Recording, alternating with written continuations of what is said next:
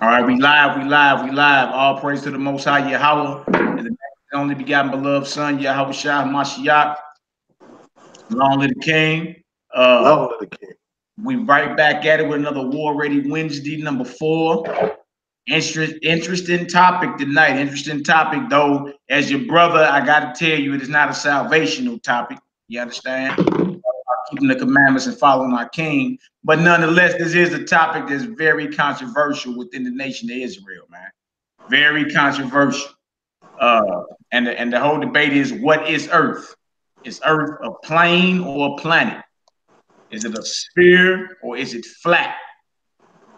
You understand? So we got two respected brothers within the Israelite walk, this way of life. I'm gonna let these brothers introduce themselves. My brother from Chicago, Arcerell. Go ahead, brother, introduce yourself. Shalom, shalom, shalom, nation. All praise to the Most High. Asarel Shimshon Israel. My Gentile or slave name is Terrence Geis from Chicago. Been in the truth for a little bit over 4 years. Came into the Hebrew truth about 4 years. Been in the flat earth truth about the same amount of time. It kind of happened at the same time. So looking forward to chopping it up with everybody tonight. Want to thank you for this platform, and look forward to it. Shalom, shalom. Shalom, shalom. All praise, glory, and honor. All right, next up, we got our Ak Yeshaya from the East Coast. Go ahead and introduce yourself, my brother. Shalom. Not much to say. My name's Yeshaya, tribe of Manasseh. Been in this knowledge about 18 years. That's about it. Just want to say double honors to the apostles and elders of the house of David. And, Lord willing, we'll have a debate where we can edify our people. All praise, glory, and honor to the Most High. That's right. All praise, glory, and honor. All right, so how this work, brothers, is this. We get both of you all an opening 5-minute round. You basically just use that time to let the nation know what it is that you are here to prove or disprove. All right. Both of y'all get an opening 5-minute round, and then from there, we do a 20-minute round, presentation round apiece. And then right behind that first 20-minute round apiece, we have what's called a rapid fire round apiece, where you both ask each other questions based off the information that was brought out in the previous round. And then we go off to another 20-minute round. All right. You brothers gonna roughly have an hour and a half apiece. 95 minutes to bring forth the information. Then after that, we open up the comment board for questions and answers from the crowd. All right. You brothers understand? Yep. All right, and then trip off this. The rapid fire round is not 20 minutes, it's more like 10 minutes apiece. You understand? And that's just something we found out as we've been doing this thing, that the actual cross-examination round really take as long. So, but if you need any extra minutes or any time, whatever, so far we got both of y'all slotted for 95 minutes apiece. All right, so that's an hour. That's a little bit over an hour and a half apiece to get it done. All right, so how y'all want to do this? Whoever want to go first can go first. This is an opening 5-minute round. You got the clock. You got the clock together. 5 minutes. This is opening 5-minute round, and all you're doing is letting people know who you are, and of course, what it is you're here to prove or disprove. We'll get into the scriptures and whatever information you got in your presentation round. All right, which one of y'all go first? I'll defer to my brother over there. Let him get the thing started out. So I'll mute my mic and let him do his opening presentation. You ain't gotta mute. No doubt. Come on, let's get it. Wait, so the opening presentation is what, like, the introduction is out the way, right?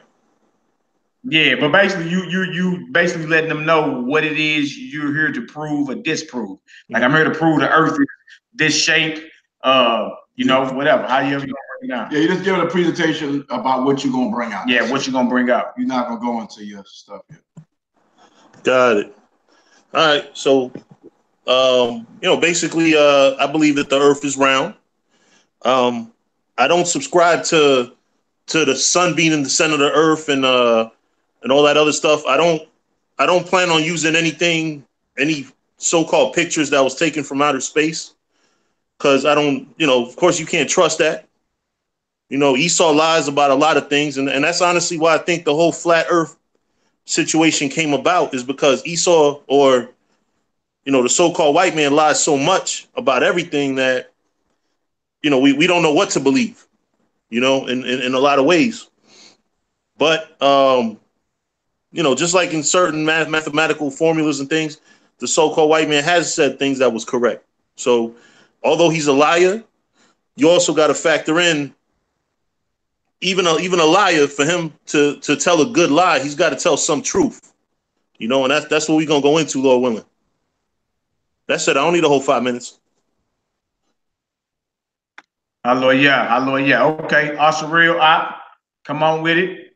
Come on with it, bro. Basically, let the nation know what it is that you're here to prove or disprove. Starting your 5 minutes right now. All right. Well, I'm here to prove just the opposite. I'm actually here to prove what the Bible says, that the Bible is a flat circle with four corners. So it has on a foundation. There's a dome over the earth called firmament. The earth is the center of the universe, shall we say. The sun and the moon are not planets. The sun and moon are lights. We've never gone to the moon. We cannot go to the moon.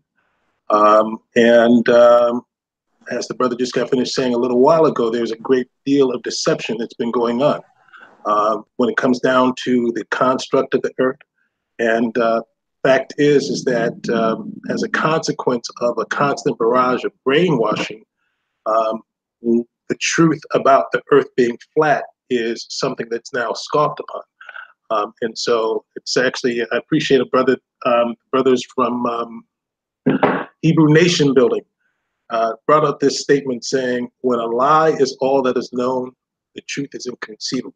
And that is really what the situation is that from the moment that we have been children, we have been taught 1 + 1 is 2, A, B, C, D, E, F, G, and that we live on a spinning ball. And we never question it for a moment, except when someone presents some information that seems counter to it, then you just start looking at what we presented. You start asking your questions based upon the construct of us living on a ball. And once you really start analyzing it, all the mathematics, all of the scenarios that are presented to us about us living on a ball that is spinning 1,000 miles an hour going eastbound is absolutely impossible. And I'm going to be willing to use scripture to prove this. I also have a number of visual representations over here that hopefully shall help you get some understanding today. So that's all I got to say. Ready to go. Whoa. No doubt. Over things over here. Okay, no doubt. It's all good. Okay, so both of y'all just had an opening 5-minute round. My Shia, right, and then my Osiril. That both had y'all opening 5-minute round. All right. So next we're gonna go ahead and get into the presentation round. My Shia, you got 20 minutes, Prince, to go ahead and bring forth what it is. We start time. Let you know we start time right now. And let's get it, man. Let's put this information on out there, man. You know what I'm saying? When you get in the cage, it's gloves off. So even though we respect each other, we ain't ashamed to swing swords, baby. It's what we do. Let's go. You feel me? We lions. We Israelites, and this is what we do. We're very passionate about what we believe, man, because a belief is what is called a stronghold in the scriptures. So a belief is very powerful, especially when it takes root in your mind. Right. All right. So all right, go ahead. Start the 20-minute situation. They can't hear it. Man, get that joint right. Yep. So go ahead and start your 20 minutes. We're starting it right now. Go ahead, Prince. Bring it out. All right, cool. So the brother said that according to the Bible, the earth is a flat surface, which of course we disagree on that respectfully. I personally recently have had to deal with a situation with a brother believing that, and I had to tell him we can't push together because can two walk together unless they be agreed? That don't mean we can't fellowship and be brothers, but at the same time, there's a difference in doctrine. We can't teach together if we have a difference in doctrine. Now, I know that there's a lot of scriptures in the Bible that are used, because I've looked into the topic myself about, saying that the earth is flat, using the four corners and all that. You also have scriptures that say blatantly that the earth is round. I know I know everybody knows at least one of them is Isaiah 40 and 22. So I'm gonna start with that. Okay. Give me 1 second to get the scripture. I use an app. This is just for edification for everybody. On my phone, it's called My Sword. You could actually click on right next to each word, and it'll tell you what it is in the Hebrew. So without further ado, in Isaiah 40 and 22, it says, "It is he that sitteth upon the circle of the earth, and the inhabitants thereof are as grasshoppers, that stretcheth out the heavens as a curtain, and spreadeth them out as a tent to dwell in." I mean, I read the whole scripture, but the main point to bring out where it says circle. And when you click on, next to it to find out what the Hebrew word is there for circle, it says chayag. I don't know what if everybody, reads the Hebrew the same way. Some brothers might read the modern Hebrew, with the different pronunciations. The Hebrew that I use, the Lashon Kodash, the word there is chayag. When you go into the Hebrew, it says circle, circuit, compass. And that word, the root word of that is another word, chayag, which means to encircle, to encompass, describe a circle, draw round, make a circle. You know what I mean? So if you go deep into the word chayag, it tells you that, it means round. Now, I know also that brothers are saying, and like the brother just said, that the earth is a circle, and that circle is what was it? Like the earth is a circle, but it's on a flat surface.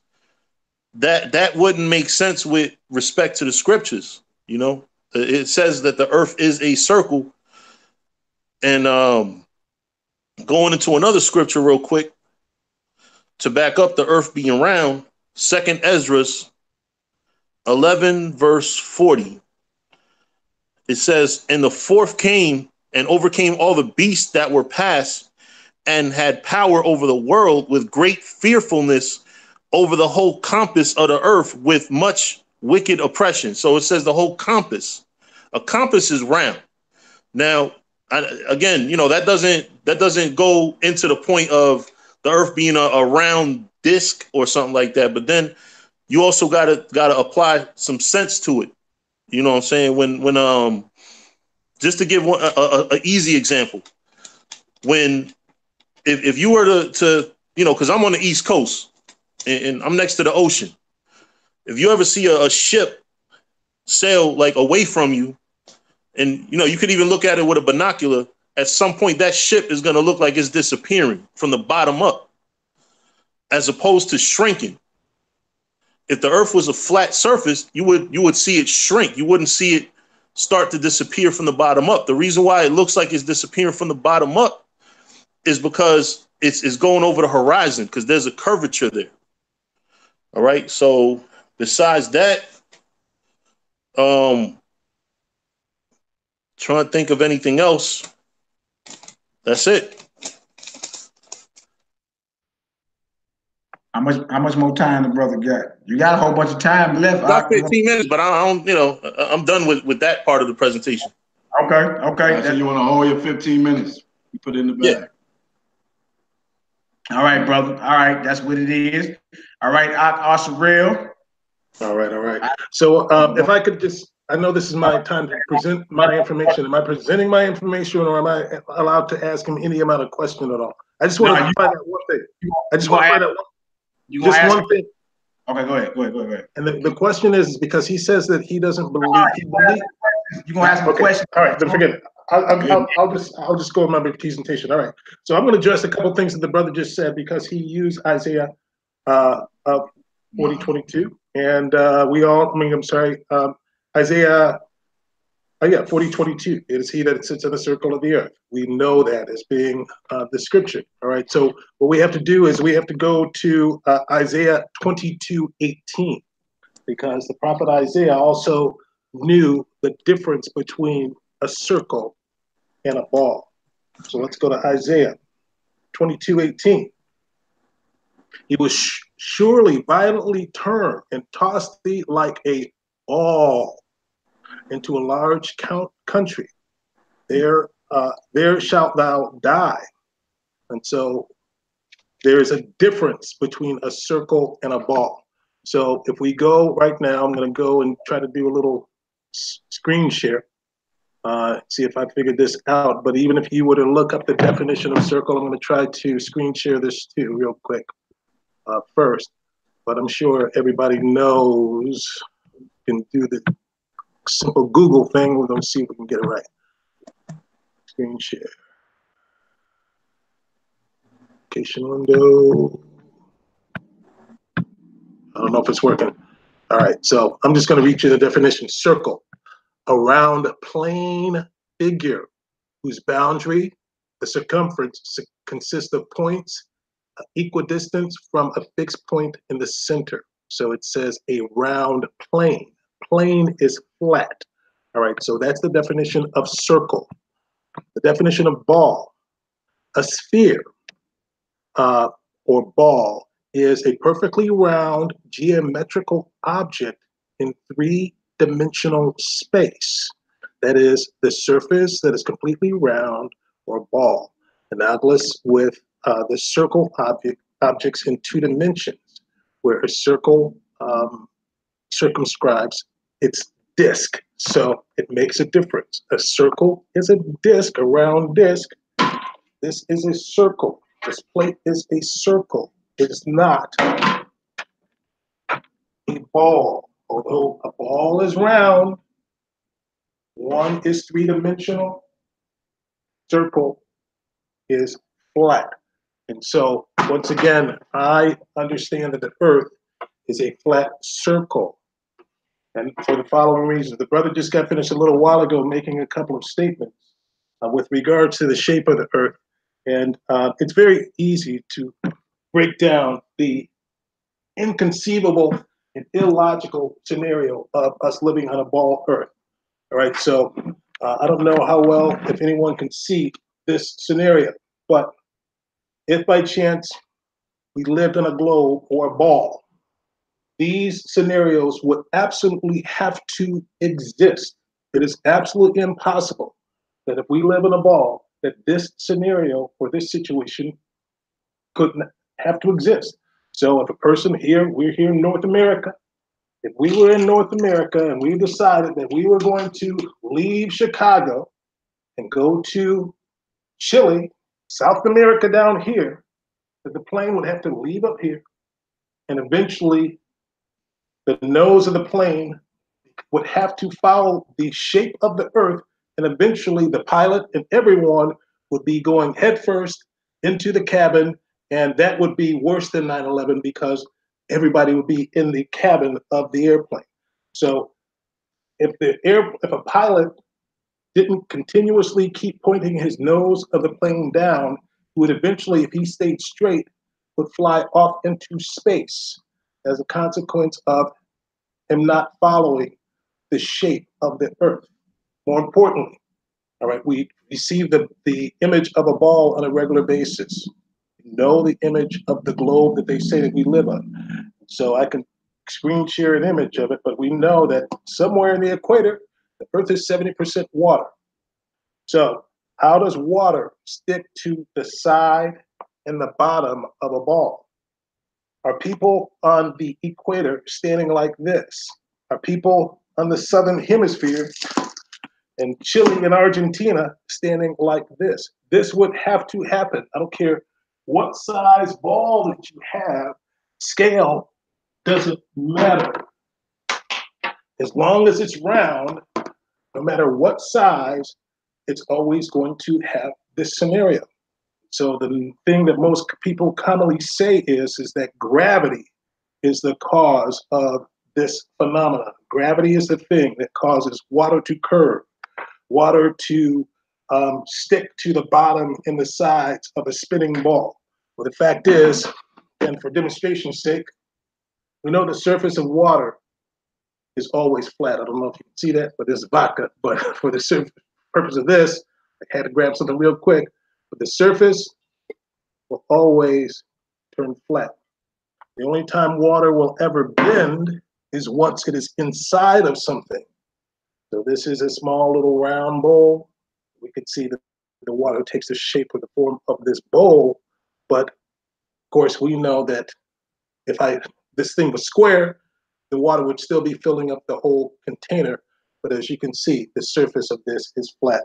So let's go back to some scriptures though, because I want to establish everything by way of scripture. So give me one more second.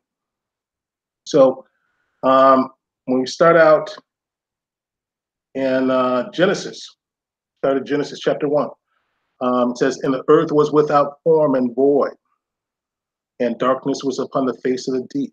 The Spirit of the Most High moved upon the face of the earth. And he said, let there be a firmament in the midst of the water. And by the way, I'm skipping through some verses. So I'm doing Genesis 1, 2, Genesis 6 through 9, and then 14 through 18, just so you can understand if you see it, noticing that I'm skipping around. All right, so it says, and the Most High made a firmament, and divided the waters which were under the firmament from the waters which were above it. And it was so. And the Most High called the firmament heaven, and the evening and the morning were the second day. The Most High said, let there be waters under the heaven, be gathered together unto one place, and let the dry land appear, and it was so. The Most High said, let there be lights in the firmament of heaven to divide the day from the night, and let them be signs, and for seasons, and for days, and for years. And let them be for lights in the firmament of heaven to give light upon the earth, and it was so. The Most High made two great lights, the greater light to rule the day, and the lesser light to rule the night. And he made the stars also. The Most High set them in the firmament of the heaven to give light upon the earth, and to rule over the day and over the night, and divided them from the darkness. And the Most High said and saw it, and it was good. So the thing is that even in the scriptures, based upon the images that we are constantly fed, and although this brother said that he is not going to necessarily, his argument is not necessarily defending the globe model that we are always seeing, he's still basically saying that we live in a ball. And so therefore, based upon these scriptures that we're reading, nowhere in the globe model do we see any representation of the firmament. All right, so that right there is a strike against the globe model in itself. So we have to go to the scriptures that talk about the firmament. So we go to Job 37:18. How hast thou with him spread out the sky, which is strong as a molten looking glass? So the firmament is on the flat earth model. I'm going to see if I can screen share this real quick. 1 second. Please bear with me. But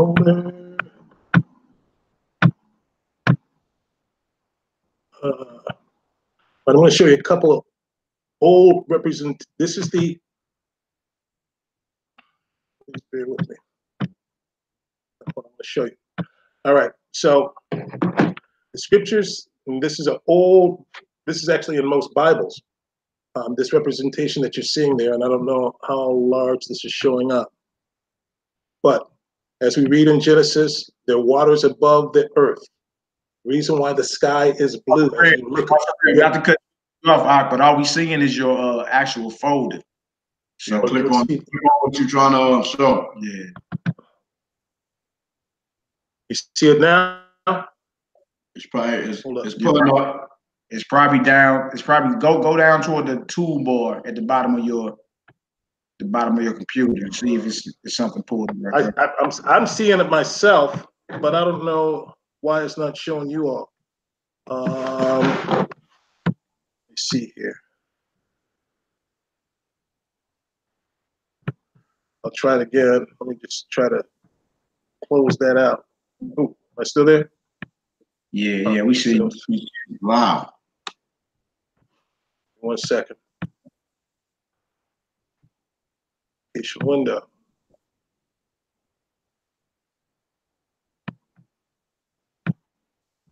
Please bear with me. If I can't find it, then what I will do is I will. You can email it right quick. Yeah, I can email these things to you. In fact, let me just, and I'll share it out. all right, just give me 1 second, because I got other ways of being able to show this representation. Wait, hold on 1 second. Appreciate y'all patience. Hey, that last scripture you pulled was Job. What was that? Job what? 30 and It's Job. It's Job's 37:18. Job 37:18.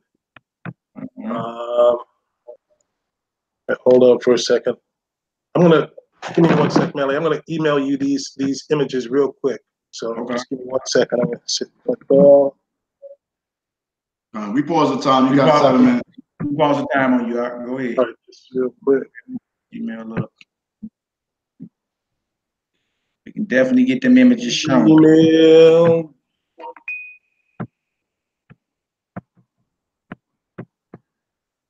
Bear with me.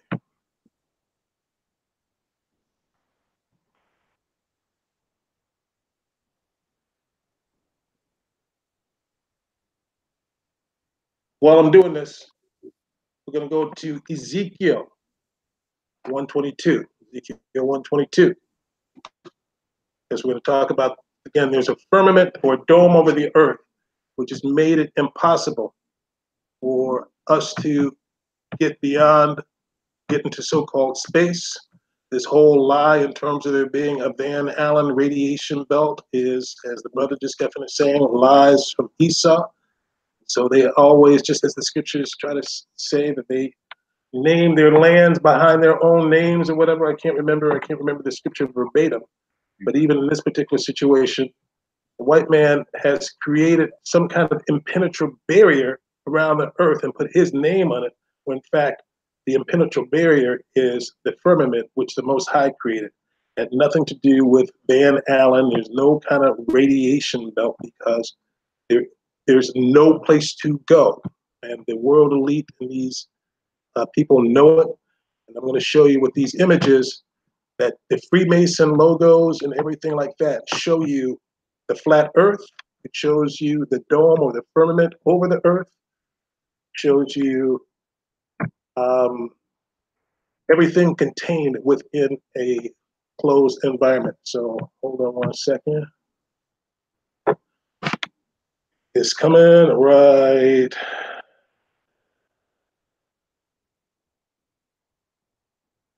now. All right, so I just hit send, Melly.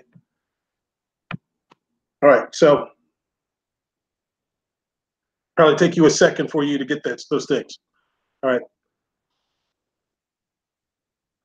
Ezekiel 123, and under the firmament were their wings straight, and one toward the other, one every one had which covered on each side, and one had two which covered the other side. And these are just talking about the firmament. And there was a voice from under the firmament that was over their heads. Ezekiel 126, and above the firmament that was over their heads was the likeness of a throne, in appearance of sapphire stone. And upon the likeness of the throne was the likeness, the appearance of the Son of Man upon it. Ezekiel 10:1. Then I looked, and behold, in the firmament that was above the head of the cherubims, there appeared over them as it were a sapphire stone, as the appearance and the likeness of a throne. Daniel 12:3. Somebody can you hear me? Did I lose my audio? Hold up. Lose audio. Yeah, I can hear you, Ak. You good? Okay, I got a text message saying I can't hear. All right. Daniel 12:3. And there were excuse me, yeah, Daniel 12:3. And they that be wise shall shine as the brightness of the firmament, and they that turn many to righteousness as the stars forever and ever. He can't hear me. Maybe he's got his mic muted or something. I don't know. Y'all can hear me, right? Can the rest of the audience? Yeah, you good. He can hear you too. You say he can hear you. I got another text message from somebody saying he can't hear me. Everybody on the chat saying you're fine. They can hear you perfectly fine. All right, cool. All right, there's one more scripture in. Give me one more second. I got another scripture in the Apocrypha. Speaks about the firmament, and again, it speaks. Not only does it speak about the Apocrypha. Now I hear.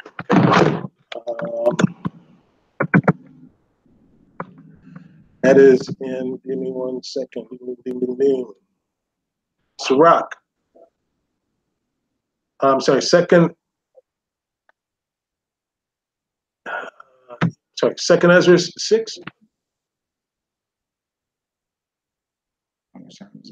Please forgive me. I'm sorry. Give me one second. I lost my scriptures.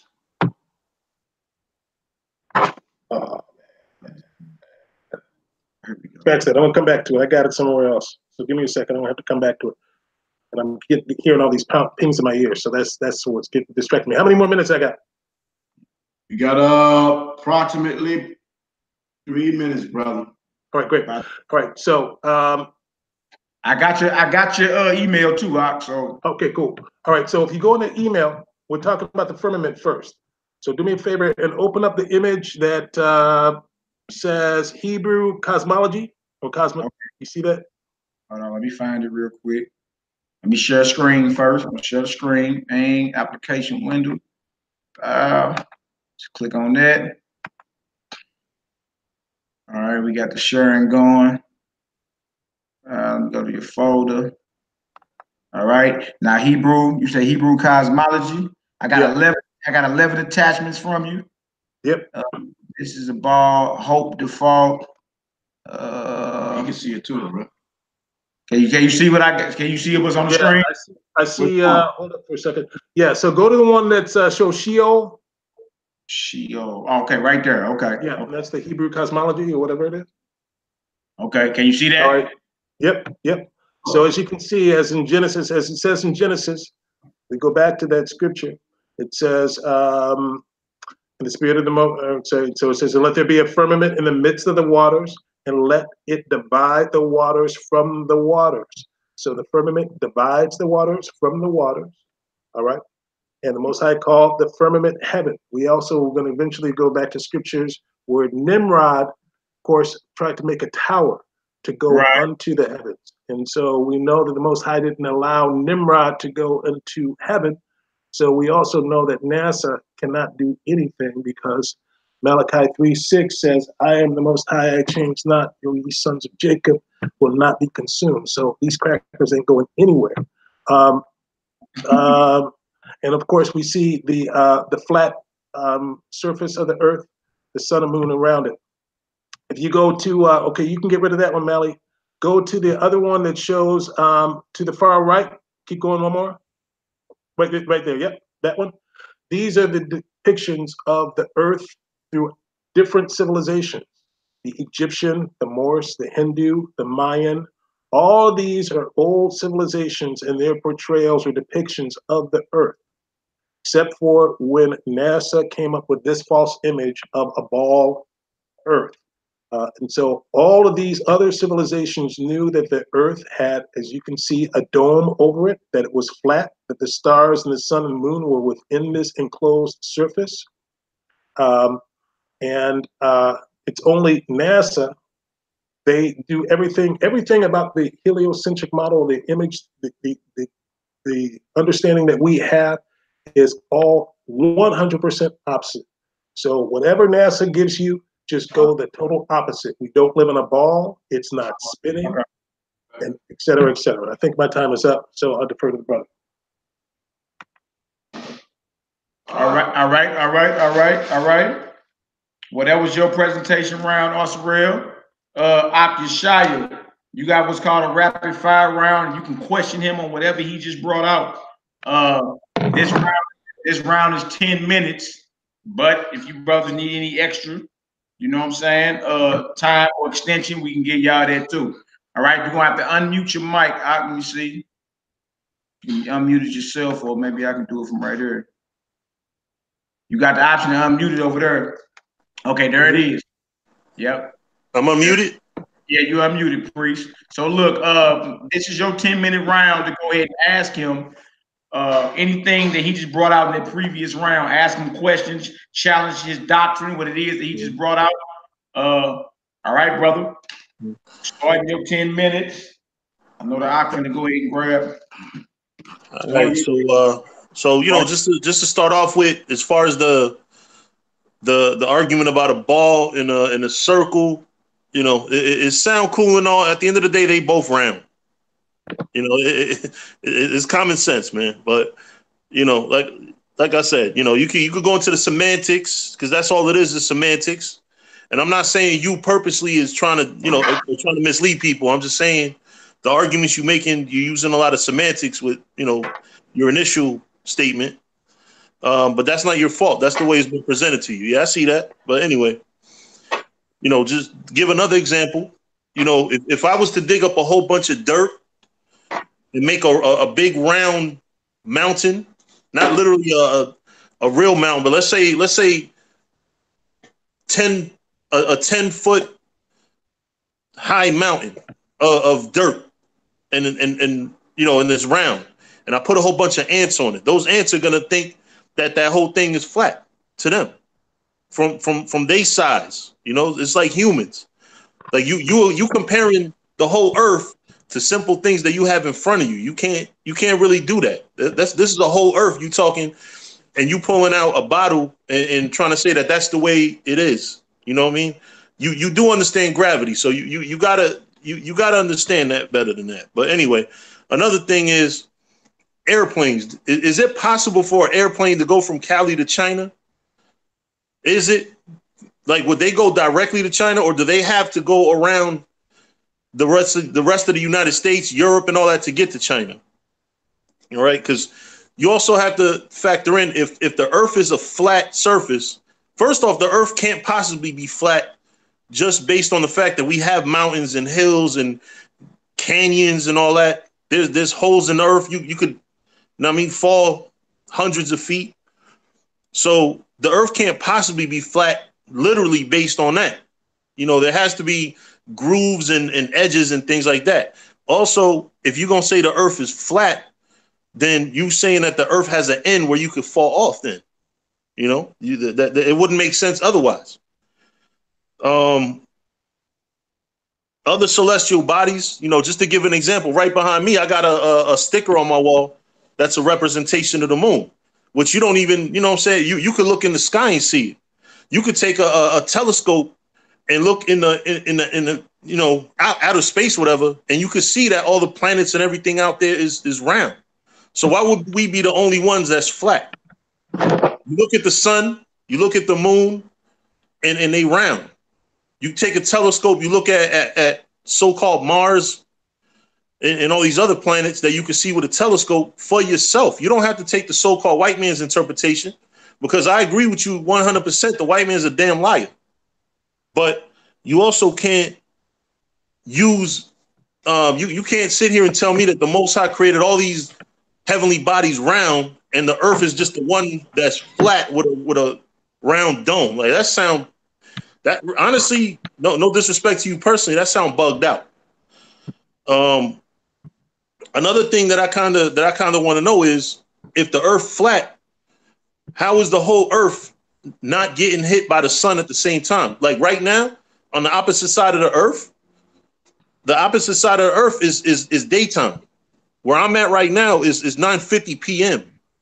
The opposite side of the earth is daytime. Right now is dark outside. How would that be possible on a flat earth? It just wouldn't make no sense. But you know, that's it. That's all I needed. 5 minutes. Okay. So I got a real quick question for the brother because I want to just make sure that I'm understanding you correctly, and let's just make sure we are first of all dealing with the proper nomenclature. All right. So there is a difference between. Are you in agreement with me that people don't play basketball? Let us start your time. He was actually supposed to be that. If he was asking questions, you was supposed to be answering them. Oh, okay. So, all right. So to answer your questions, your main questions were in terms of the Earth. One of the main questions you asked was about the edges of the Earth. All right. Right. That was one of your questions. Am I understanding you correctly, brother? Yeah. All right. So the Earth, what they call Antarctica. All right. They call Antarctica the Arctic Circle, and they call Antarctica the Arctic Circle for a reason. Right. So what we know of Antarctica is actually walls of ice that are hundreds of feet tall. All right, I'm going to send you right now. I'm going to try to figure out how to do the screen share one more time. So the United Nations logo. I'm going to show you the literal definition that the United Nations logo. I mean, the United Nations call their logo. So first, give me 1 second. I wish I could figure out the screen sharing again. Give me 1 second. Did you say? Hello. I'm sending this to you right now. Well, first I'm going to try to screen share it again. Give me 1 second. I want to read this real quick. All right, it says the United Nations emblem. The design is a map of the world representing the azimuthal equidistant projection centered on the North Pole, inscribed with a reef consisting of cross-conventionalized branches of an olive tree. All right, so I'm going to send you Malachi real quick. Let's do this. And I just check your email real quick. I just sent that to you. I said, please be ready to broadcast that. I don't want you to send that yet, but to do the Google search in terms of the United Nations logo. And again, I'm going to try to figure out how to do my own screen share. So give me 1 second because I don't want to be encumbered by, I got all kinds of stuff I want to be able to just share on my own.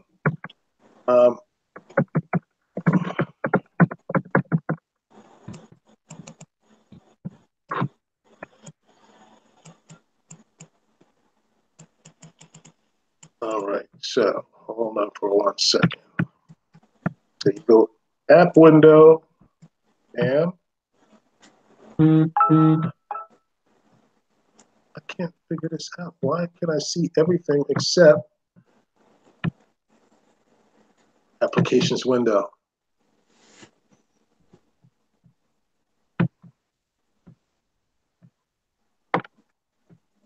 Can you see that?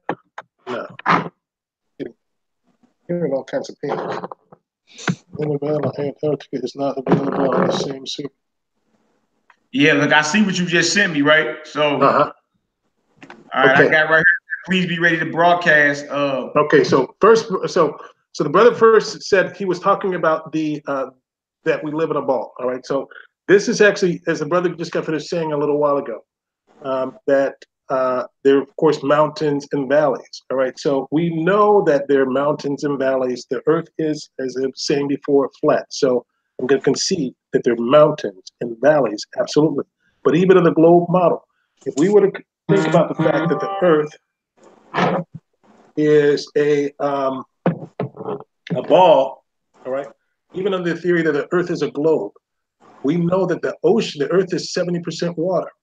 All right, so I just got finished sending you the thing saying, please be ready to project this. And you can project that image right now for me, Malachi. So that's showing. Okay, so that's the United Nations logo. All right, so as you can see there, and did you see, go to where it says web and get the definition. Scroll down and see what it says, because it's going to give the definition too. So go to, okay, stop. You just do a Google search. Let's see. I wish I could figure out how to do this on my own. Google search what? So just Google search United Nations logo, and the definition is going to say it's a map. All right, so a map is something that's used for navigational purposes. All right, and so That in itself lets you know that the United Nations logo is an actual true representation. Whenever they show you the Earth, scroll down, it's going to give you the definition. UN logo and United Nations. I don't know why I'm getting different. I'm with definition. Yeah, just the United Nations logo. It says the emblem of the United Nations is a map representing the azimuthal equidistant projection centered on the North Pole, right?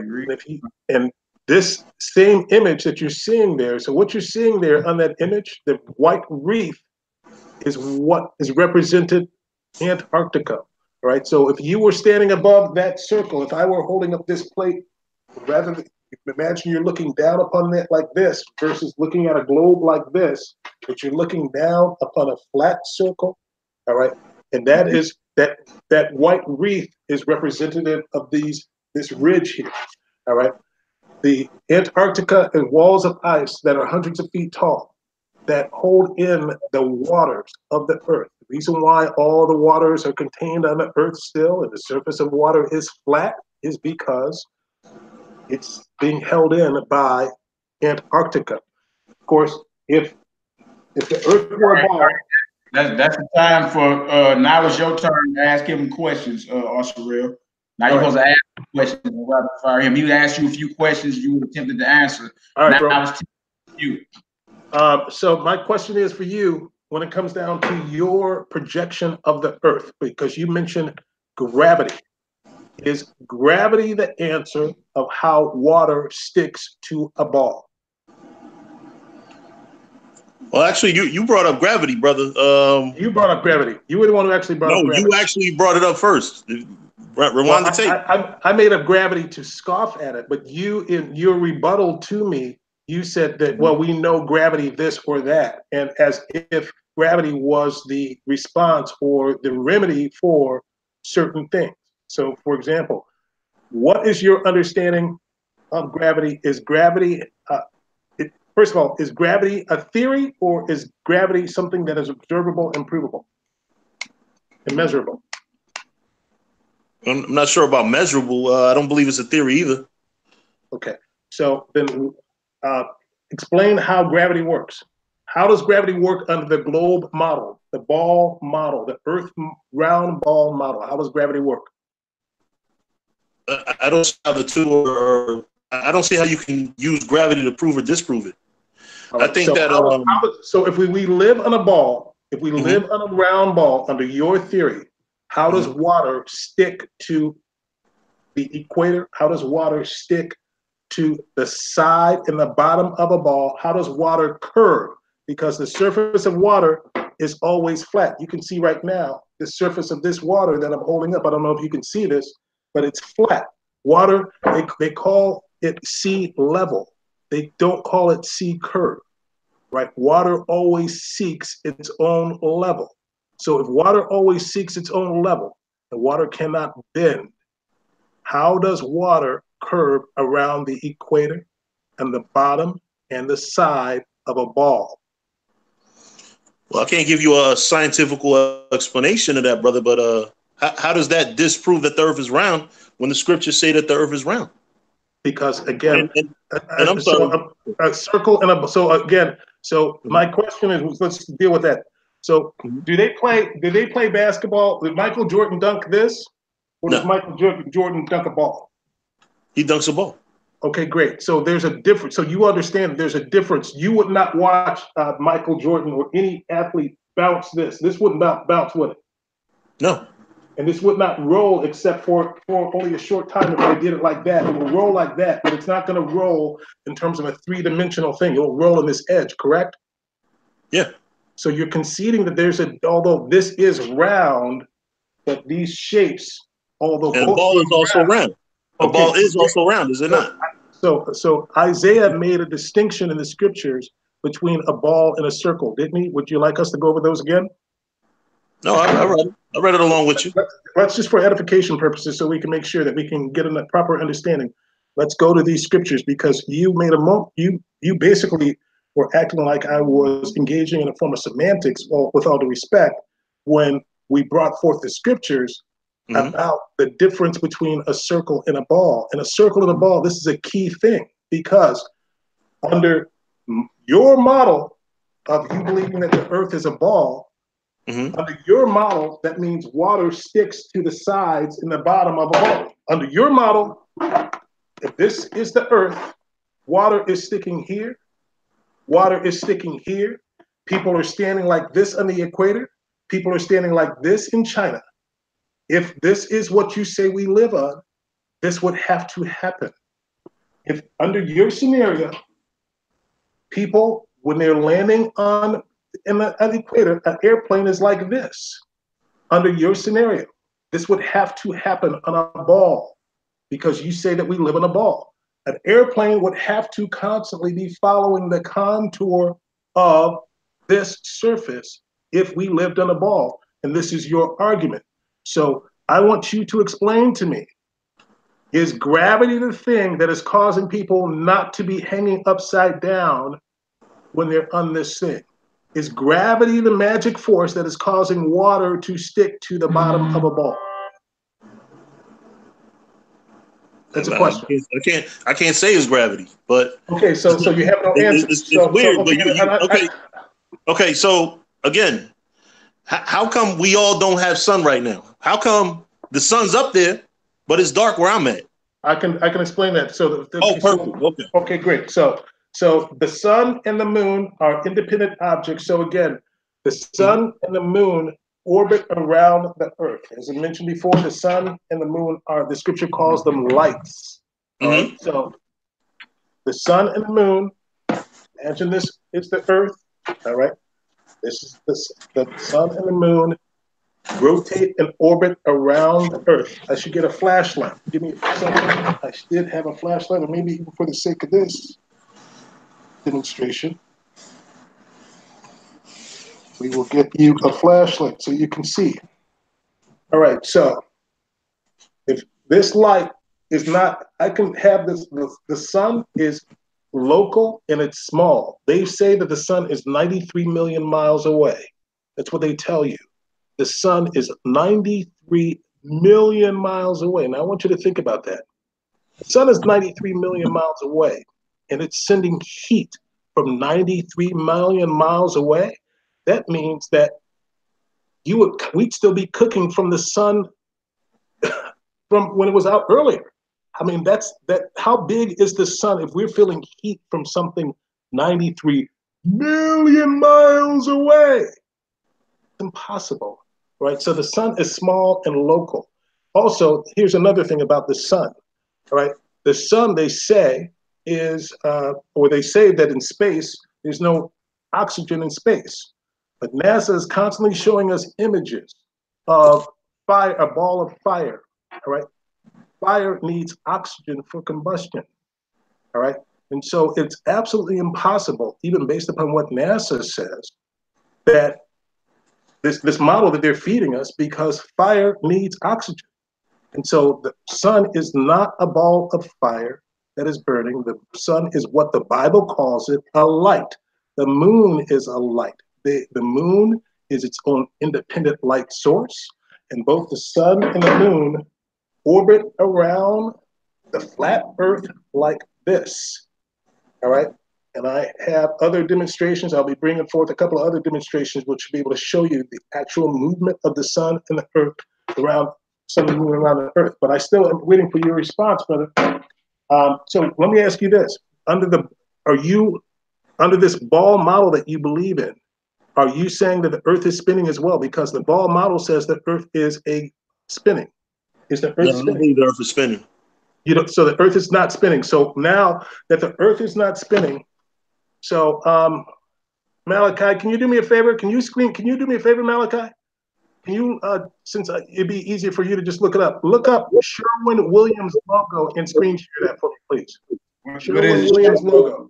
Sherwin-Williams logo.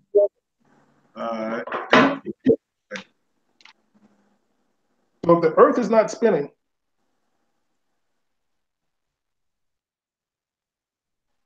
And just real quick, if you all can, give me 1 second.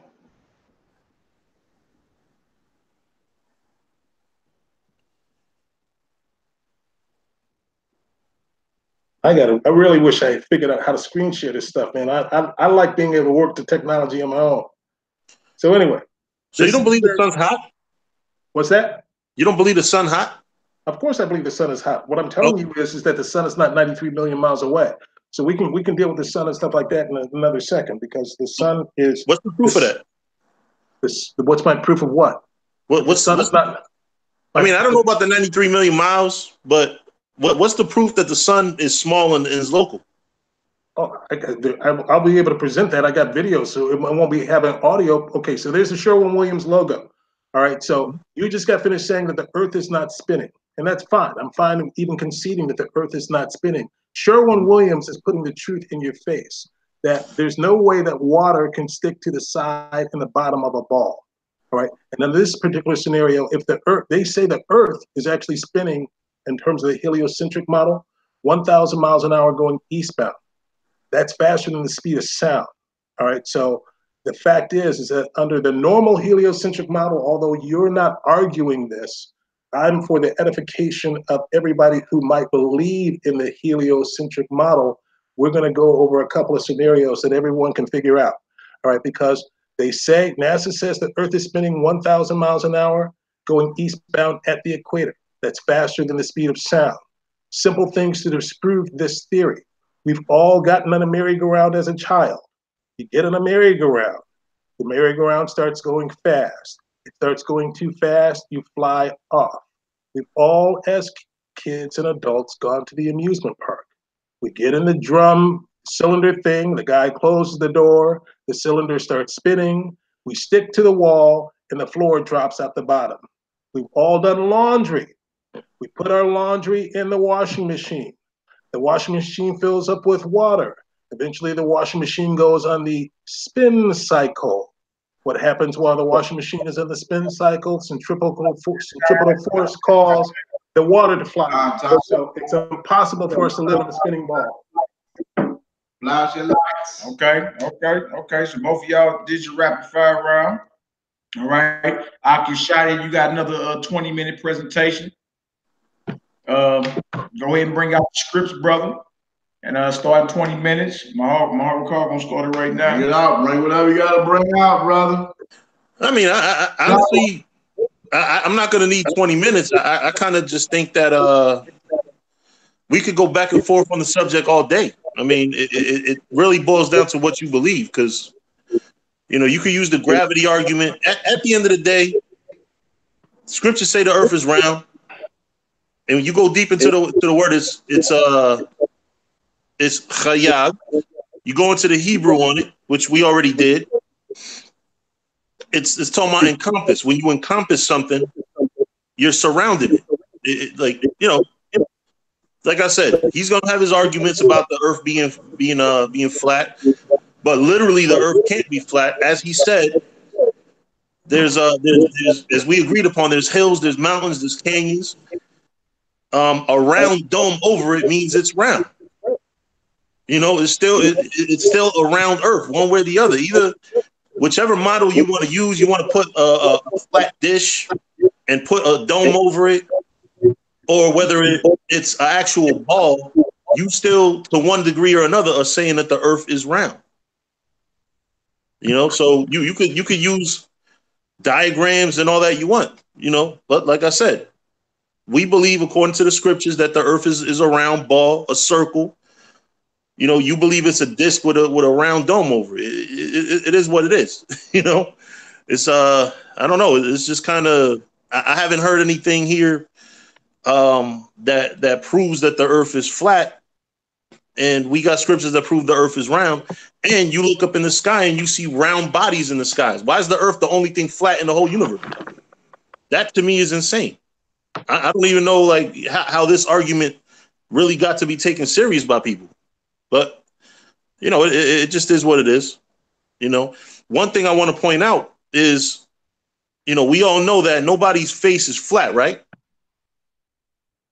True. Anybody? Yep.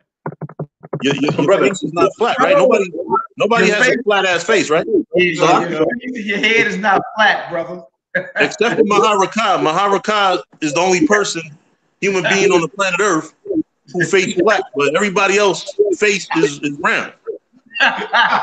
So the thing about the four corners of the earth, just to use four corners, go to Leviticus 19 and 27. It says, "Ye shall not round the corners of your heads."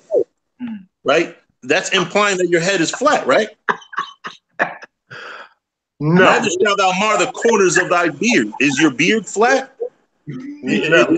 It just wouldn't make sense. So again, you're dealing with the four corners and north, south, east, west. Like, it kind of it just doesn't make sense that the earth is flat, man.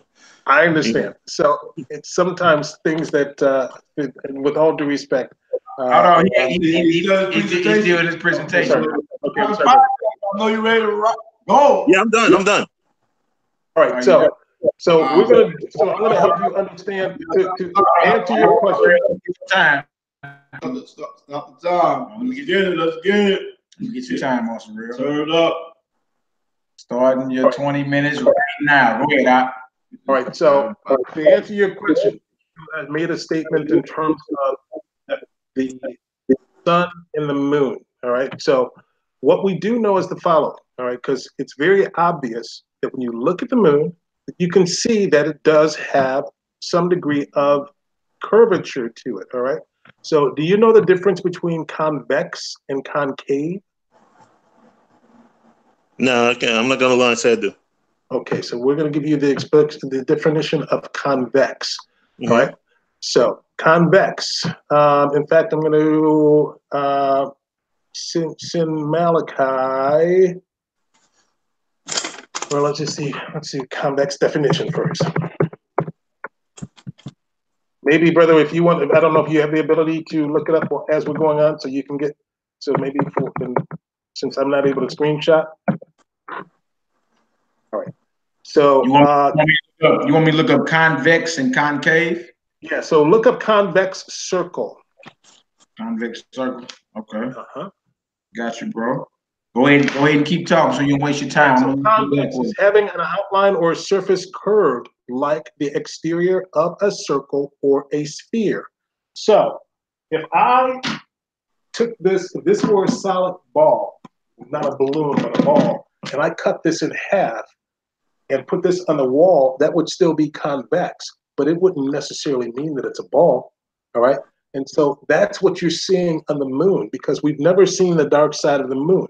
But we do know that we do see this 3D sphere type shape. We see that the outer part, this part of the moon that we see is closer. You can actually see the dimensions of it. But we've never seen the dark side of the moon. You've never seen the moon move. So I'm going to concede that, first of all, that we know the moon is round. We also know that it's convex, but there's no proof or evidence that it's a ball. All right, so that's the answer to your question. There's a difference between convex and concave, but it's obvious that the moon is convex. We don't know if it's a ball, so again, if I dissected this and mounted this on the wall, it would still give the illusion of it being round, but it's not a ball. And again, brother, you have to, you shouldn't lower your credibility, for lack of a better term, when we're having these kind of discussions, and because you've agreed and conceded the fact that you wouldn't want to see, we don't watch basketball with people playing with this, all right? Although this is round, it's not a ball. You know that this would not bounce, all right? So there's a difference between a ball and a circle. And so although it's incomprehensible and inconceivable for you to accept that we live on a flat circle, all of any kind of scenario that you can't defend this. You cannot defend. Again, I ask you, if you believe that we live in a ball, then again, the question is for you. Are people on the equator standing like this right now? Yes or no? It's a question. Are they standing like that? Yeah. Are people on the equator standing like this right now on the equator?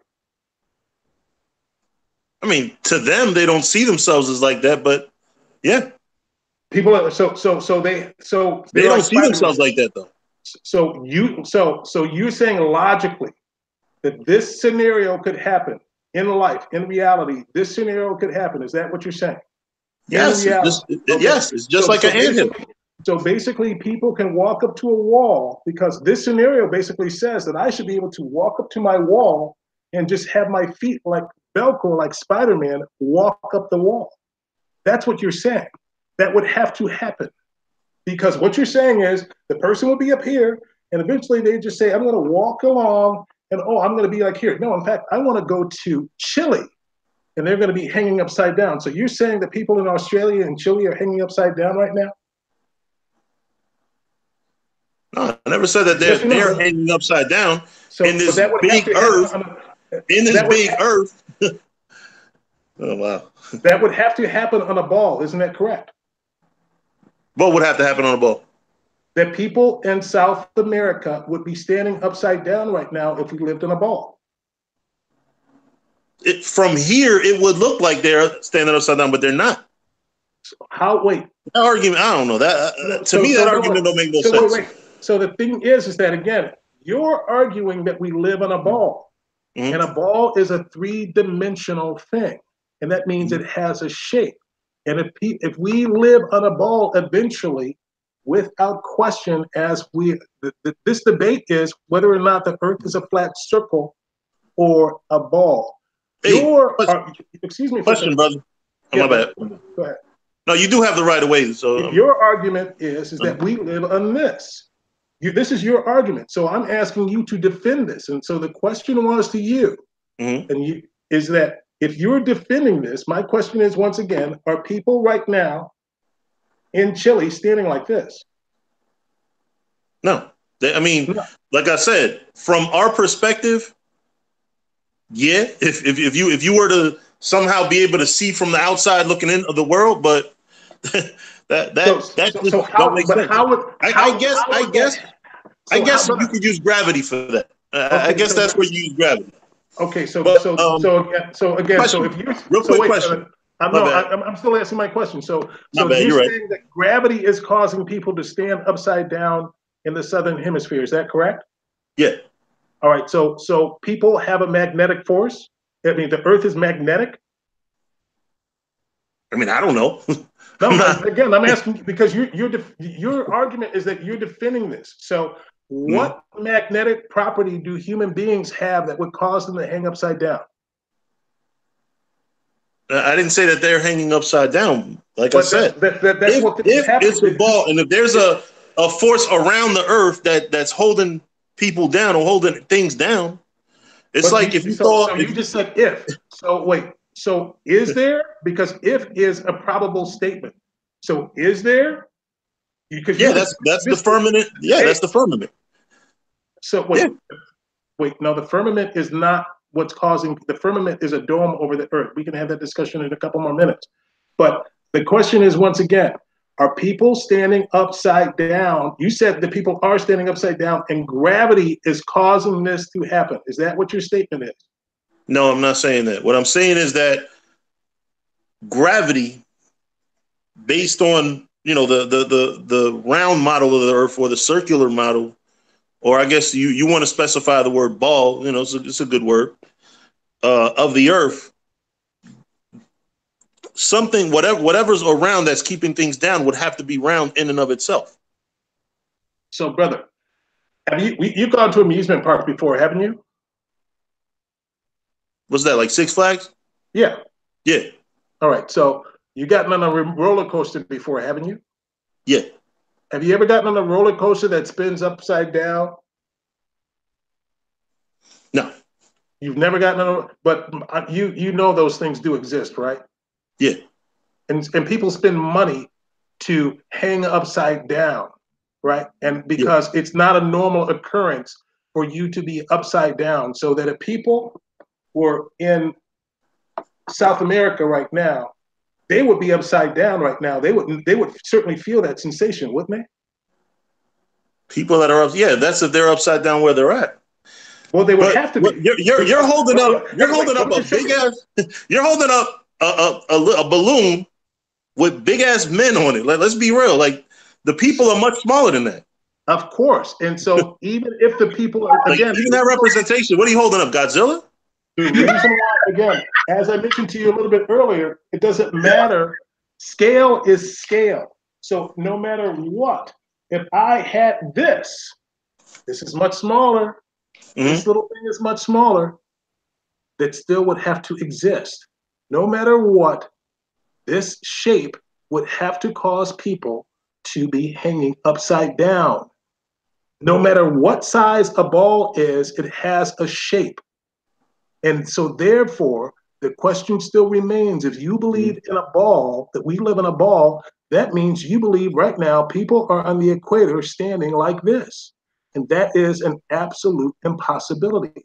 So once again, the reason why we're having this debate is as this whole thing is that one of the greatest deceptions that is going on the earth is whether or not we live on a ball or on a flat surface. The reason why you are so passionately defending this inconceivable and illogical thing is that from the moment that we have been children, we have been fed this false image of us living on a ball. And so therefore we don't question it because of the fact that there's been an agenda that scientists know and have been using for a long time.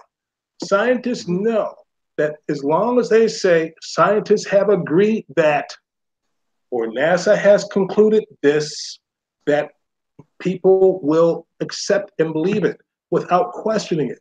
And so that I agree with, yeah. All right, so what they do to reinforce that is corporate logos and all kinds of images. Whenever you go to the movies, the first thing that you see, Universal Studios shows you a ball spinning.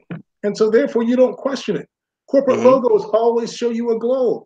And so therefore you don't question it.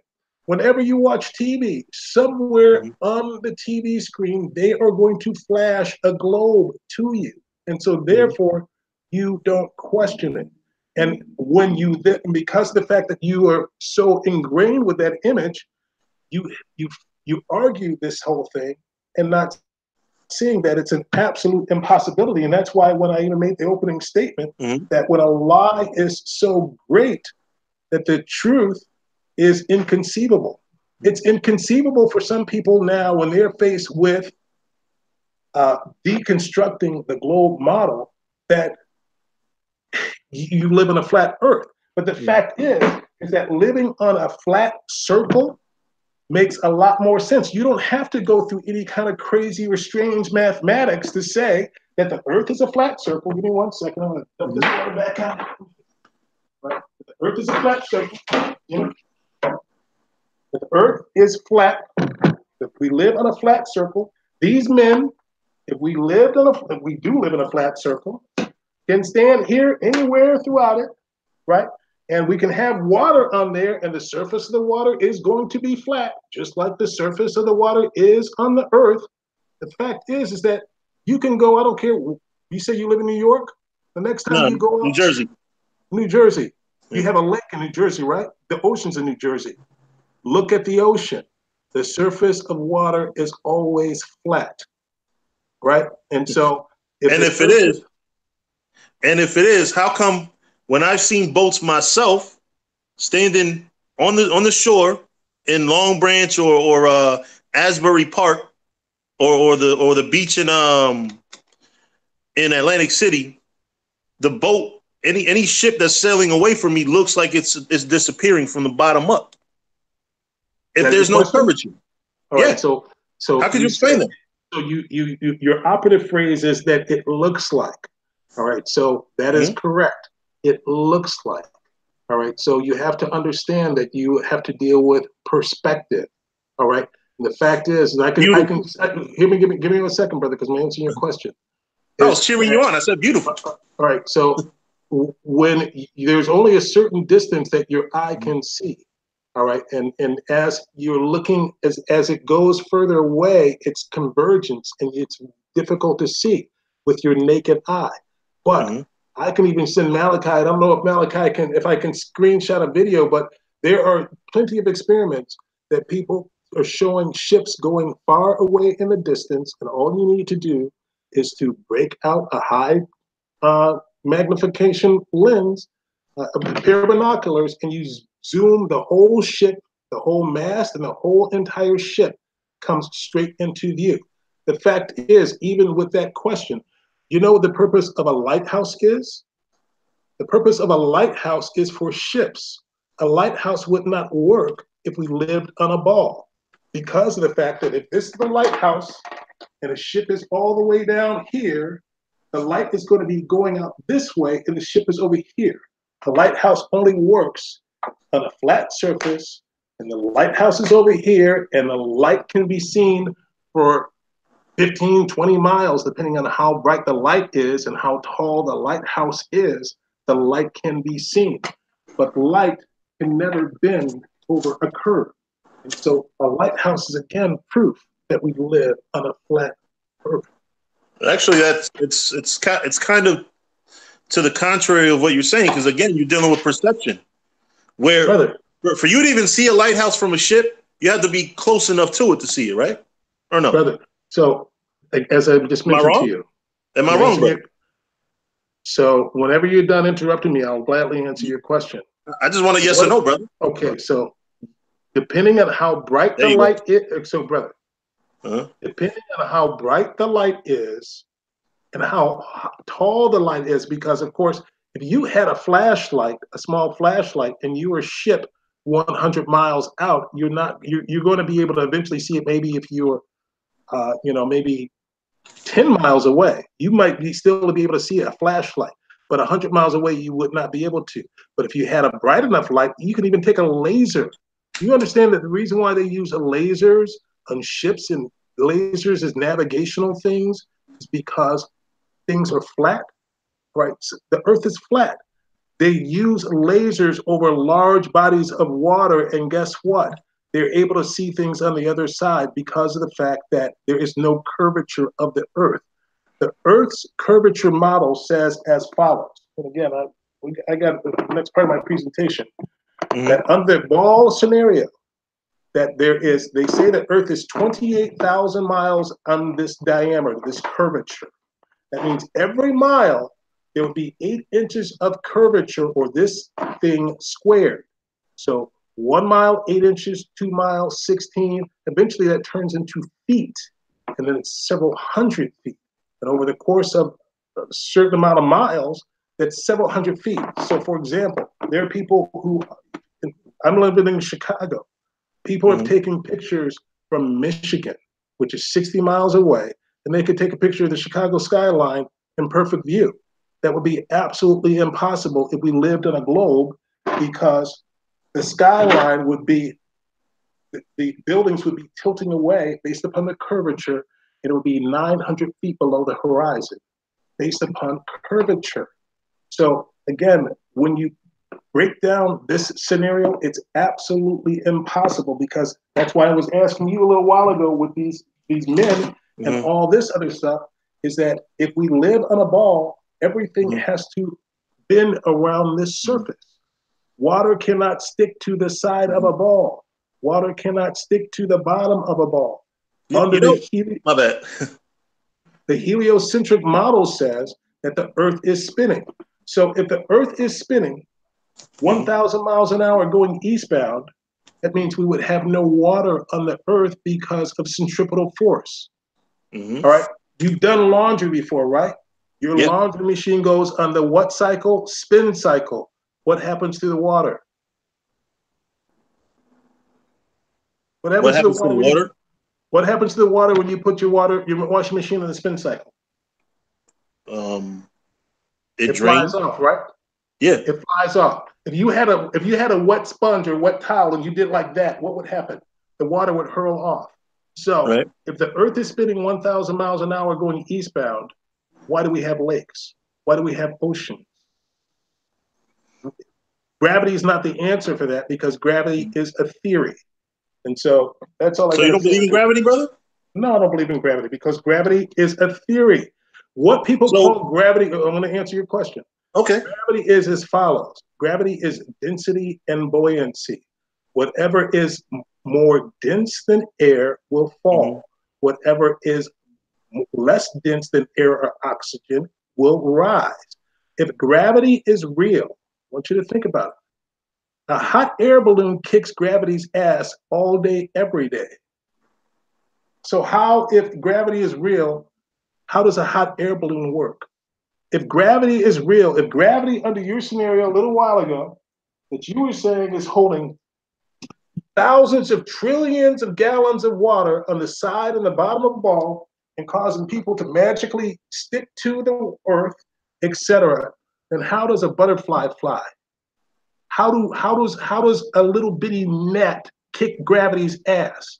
How do birds fly if gravity is real?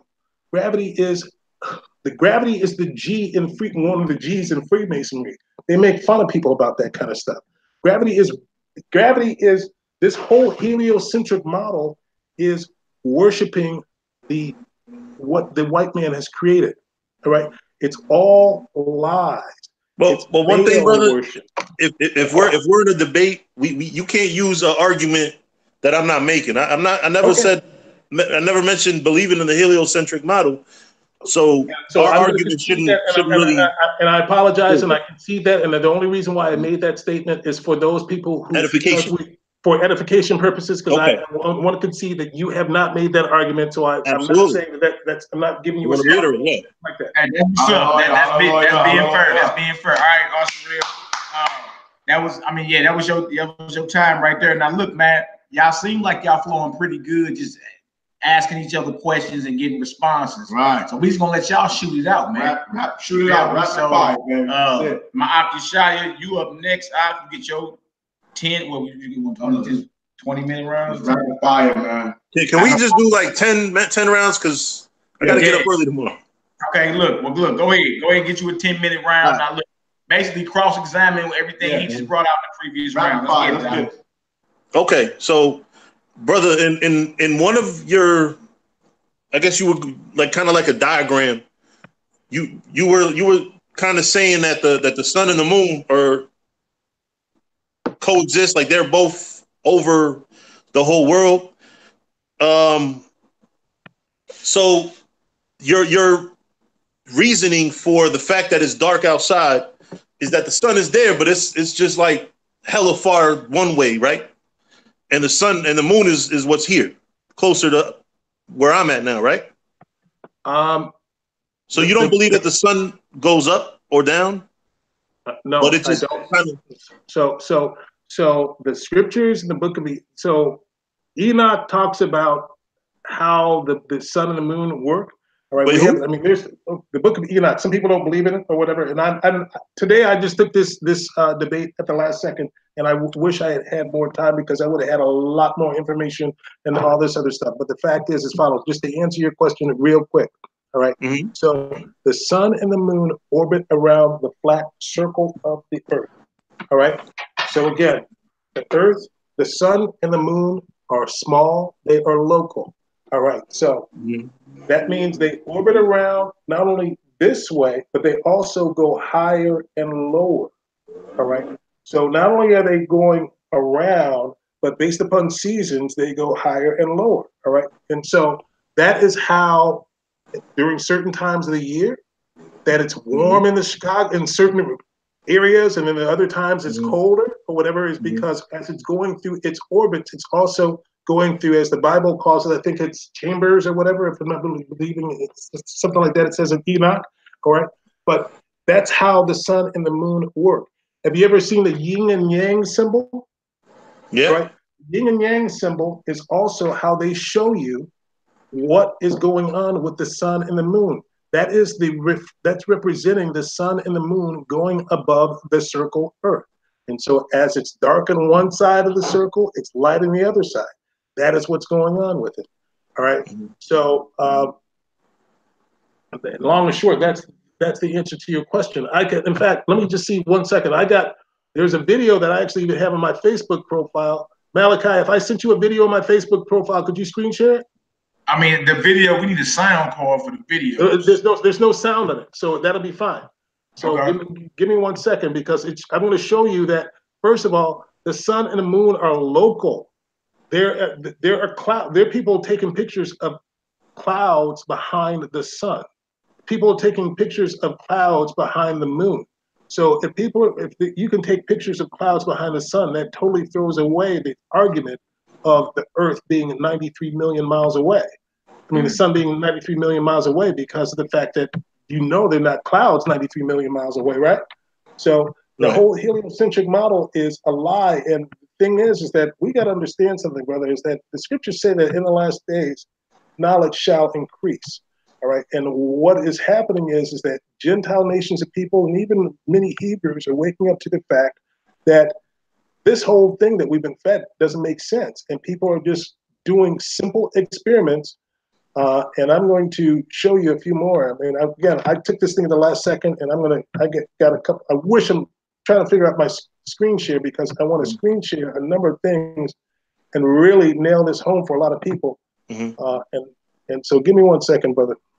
Okay. You got another question, I'll answer while I'm looking up this information. So hit me with another question while I'm doing my thing. Well, one thing I also wanted to point out is that you and honestly, you're brilliant for doing it, but it doesn't fool me, which is the disproportionate dolls, I guess, that you had, and the toys that you was playing with. You have a balloon, and then you have these toys that are big as hell. You know what I mean? And clearly using that type of disproportionate examples, of course, you're going to make it look like and make people that believe in the round earth look stupid. But if you ever worked in construction and you saw what they call a blueprint, that let's say a certain amount of inches on a piece of paper in real life symbolize, a much bigger measurement. It could be yards, could be feet, could be miles. You know what I mean? So just like how you put a map on a book. So if you were to use more proportionate figures or dolls, it would kind of undermine your own arguments. Brother, at the end of the day, I mean, with all due respect, again, listen to what you're saying. All right? It doesn't matter what size, scale, this scenario, all right? Yeah, put the doll up there. Oh, no, yeah. Put the airplane up there. Okay, of course, the airplane. Now, is the airplane really that I'm answering you. So, big? Okay, so again, brother, it doesn't matter. If I took this little piece and broke this little piece off, just use your head. It doesn't matter the scale of this airplane, all right? It does in the grand scheme of things, brother. Hear me out, brother. Okay. If this airplane were smaller,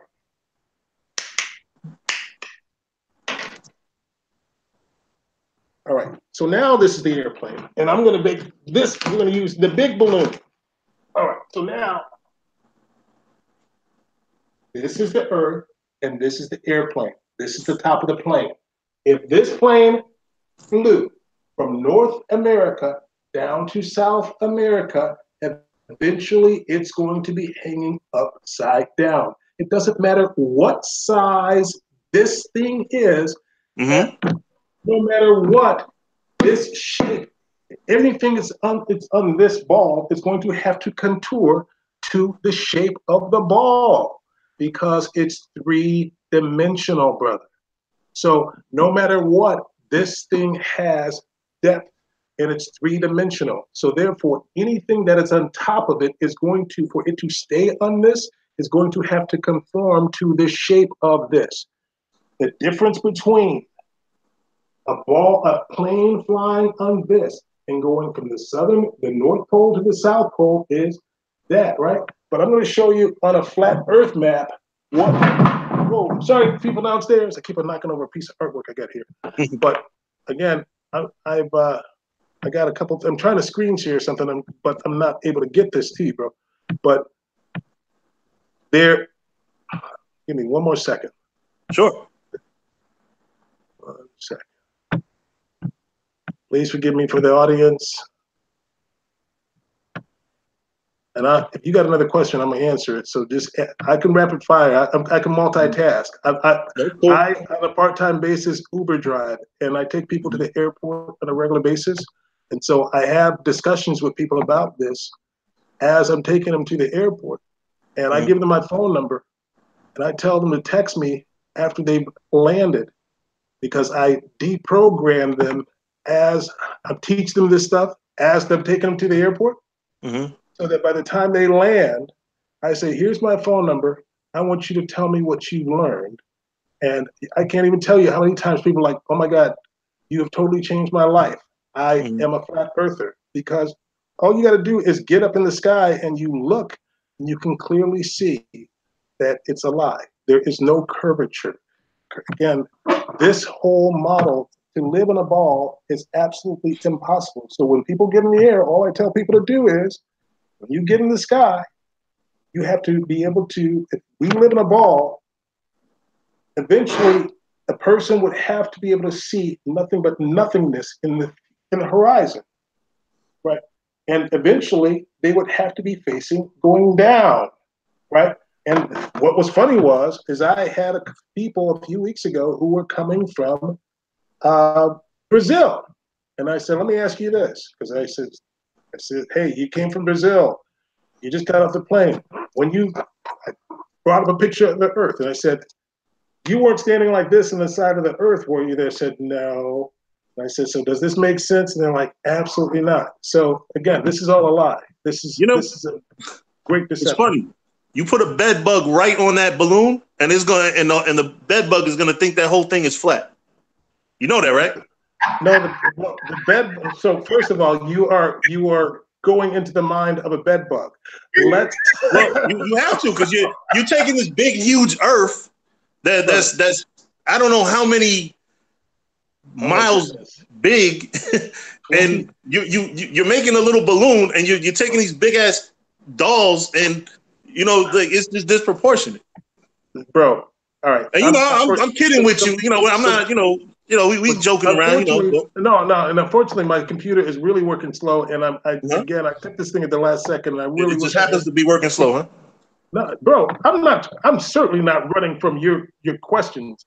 If you want me to continue trying to find this video, I will gladly listen. I want to do it because I want to show you without question that I just had this thing on my Facebook, but I got this jinky ass computer that the sun and the moon are local. There is no. Oh, give me one more second. Next question. Give me your next question. Okay, so I got a scripture I'd like you to examine with me, brother. Wisdom of Solomon 13:2. What's that? But deem Salat. Go ahead. Listen.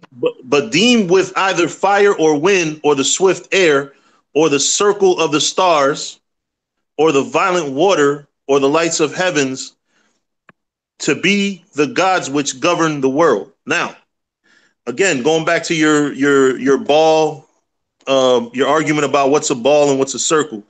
Now, this scripture right here just called the stars circles, right? Yes. The circle of the stars.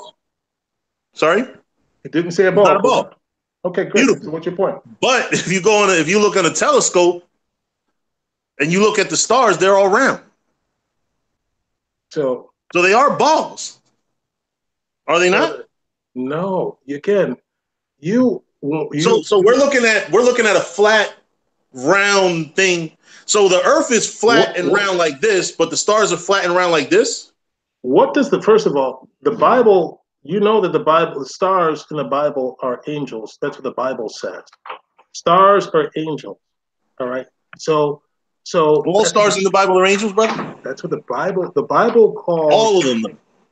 All of them, brother. If you ask me a question and I'm trying to respond, I can't. Excuse me for talking while you're interrupting. All right. Okay. The fact is that the Bible calls angels stars, right? It also calls Israelite stars, though. So are we round? Under your theory, then that means we're round too. Then, if you're going to make that kind of straw man, then again, so hear me out, brother. You see how that's illogical, right? No, I'm glad you used that term, illogical. So Yeah. let's try to reel in and be logical. One breath, you are saying that scale doesn't matter. All right. So once again, we're talking about scale. Right? So just a little while ago, you were saying that a bed bug would be hanging under this thing, thinking that it doesn't matter. The fact is that a small bed bug would eventually still be hanging upside down. And yet, I don't see what you don't get about scale and the shape of the difference between a ball and a circle. I mean, at a certain point, this debate is not even a debate because I can't get past your poor comprehension of nomenclature. There's a difference between Oh, a ball. I got to be the one with poor understanding. Okay, my bad. No, listen, brother. Again, if the script, we've on more than one occasion gone through the difference between a ball and a circle. At the beginning of this debate and discussion, you initially started out with Isaiah 40:22. It is he that sits on the circle of the earth. It was me that brought out the fact that there's also a scripture. Isaiah made the difference between a ball and a circle. And again, I've tried to get you to understand. Did he say it was a difference between a ball and a circle? Excuse me, brother. He didn't say it was a difference. Brother, he just described one as a circle, one as a ball. Okay, so you want to bring us into the realm of almost retardation. Do people play basket, circle, or basketball? No, I think you're doing it. No, brother. Brother, do people play basket, circle, or basketball? Basketball. So there's a difference. They don't play basket. What shape is a basketball? Is it round, brother? Is a basketball round? You tell me. Is it? Is a tennis ball round? Do they play tennis? Is it called a tennis circle or a tennis ball? But it's still round, is it? What's the shape of it? Is it called a tennis circle or a tennis ball, brother? For the sake of people and understand, it's a tennis ball. There may be small children that could be learning something the difference. So please, for the sake of the children and the mentally disabled, help them understand between the circle and a ball. Do they play basket, circle, or basketball? Basketball. Okay, so that would then mean that there's a difference between the two, right? Again, that's what's the word I used earlier? Semantics. It's not semantics. What's the shape of a basketball, brother? Can we break down the definition one more time for the sake of the audience? So we're going to go. No. What's the shape of a basketball, brother? What is the shape of a basketball? The shape of a basketball. Is it square? Is it square? It's a sphere. You know what a sphere is? Okay, but it's what is a sphere? Is it not round? Again, so the person who's engaging in semantics and a form of retardation, I'm going to have to say that now, is you. All right, so now you have to be condescending because you are bringing me there. Because you're wrong and you've been proven wrong. You have to be condescending, brother. No, listen, brother. You're not proving me wrong. What is being obviously proven by you're proving yourself wrong. No, you're talking about not trusting the white man, but then you trust in the UN logo. Listen, brother. Does that make sense? All right. So no, what makes more sense is the following. That when I ask you if people are standing in the southern hemisphere like this, and you said gravity is causing people to stand on the southern hemisphere like that, that made sense to you. That makes sense. This makes sense that people are standing right now in Brazil this way. That makes sense to you. But what doesn't make sense to you, based upon my discussion in this debate, is that the earth is a flat circle, and that people are standing in various places on a map of the flat circle of the earth, and that the surfaces of the water would be flat because the Arctic Circle is holding the waters in on the earth, that the earth is not spinning. Now, again, you never said the earth is spinning. And so for the sake, I'm not gonna say that that's your argument. The only reason why I'm saying that is that the heliocentric model says that, and most people who believe in the globe model, and there may be people who are watching this presentation or this debate, may believe in the heliocentric model, which says that the earth is spinning. But even though you're not saying that, if you believe, if I take this circle and put it like this, And if this were a three-dimensional sphere, that would mean that people would be standing like this on the equator, and people would be standing like this. This makes more sense to you than this. And if that makes more sense to you, this debate needs to be over because I can't help you. It's time. Okay, now trip off this. Asharel, it's your turn, your 10-minute round. To go ahead and rapid fire question him on what it is. Anything you have to question him about. Go ahead.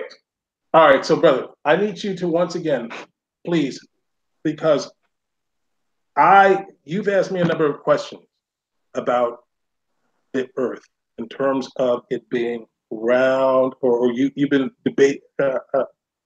getting in form of conjecture with me about the improbability or implausibility of this scenario. All right, so please explain for the audience, right?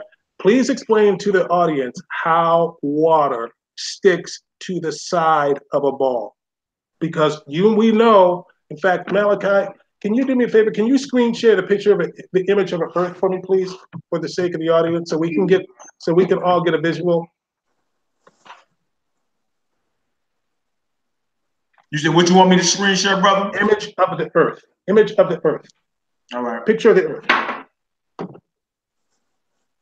Image of the earth. All right, you just said it. Which one? The UN vision? Image? Dang.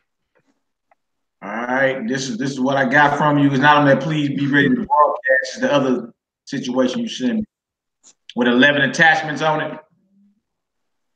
I'm still trying to figure it out. Trevor, do you know how to screen share things? No, I was saying, ask Valley if he set up permissions on there, because it might be where he's just like the leader of the group.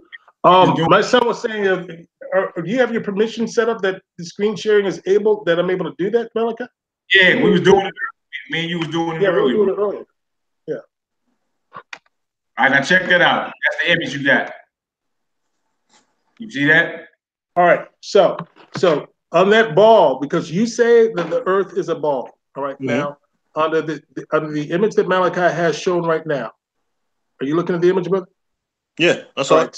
So on that image, under my circle image, that would be laying down flat like this. So what you would be seeing is an aerial view above it. Under the globe model, you have basically on the equator, water sticking to the side of a ball. So that means that if I were to pour water on this ball, on the globe scenario, the water would have to stick to the side and the bottom of the ball because that's represented there in that model. That's what the globe model says. So please explain to me how water not only sticks to the side of a ball, but how does water bend and curve around a ball? Please explain that to us. Well, it's not hard to believe that there's something around that ball that's holding stuff down, no? What is holding it down? Where in the scriptures is anything holding water down? I guess you could say gravity. Where in the scriptures is the earth flat, though? Where in the scriptures is the earth flat? It says the earth is a circle. The earth, again, so brother, again, but to you, the circle is a flat circle. Hey, brother, where's the earth flat? Where's the scripture? Where's the scripture? Excuse me for talking while you're interrupting. You ask that sounds good, but where's the scripture? Right, so excuse me for talking while you're interrupting. We are sounds good, but where's the scripture? Excuse me, brother, for talking while you're interrupting. Well, I'm interrupting. Where's the scripture? Okay. The scripture is Isaiah 40:22. But it's a circle. It's round. Okay, great. And so the answer to your next question is that you say we live in Isaiah 22:18. You say we live in Isaiah 22:18. So explain. I say we live in both. Brother, no, you can't have it both ways, because that means that there's no sense for us having a debate because you are confused. All right, so no, maybe it's you that's confused. How about that? No, you say we live in Isaiah 22:18. So explain to me how water sticks on Isaiah 22:18. Gravity. Okay, so gravity says, so people are hanging upside down because of gravity on the equator. Is that what you're saying? No, I didn't say that they're hanging upside down. You did. No. So how do you use the disproportionate ass ball? No, again, with disproportionate dolls. So, brother, well, I ask you: do you have a basketball at home? No. Do you have any ball at home? You have any ball at home? Any kind of ball? Nah, I can't think of one offhand. Okay. How about this? Can you? So you have nothing to use for a demonstration. So again, because of the fact, because I'm trying to get you by way of you defending your own argument. I would like you, because you're trying to act like my demonstration things are not proper scale. All right. And what I've said to you and what I'm trying to get you to concede is the fact that there's a difference between a ball and a circle.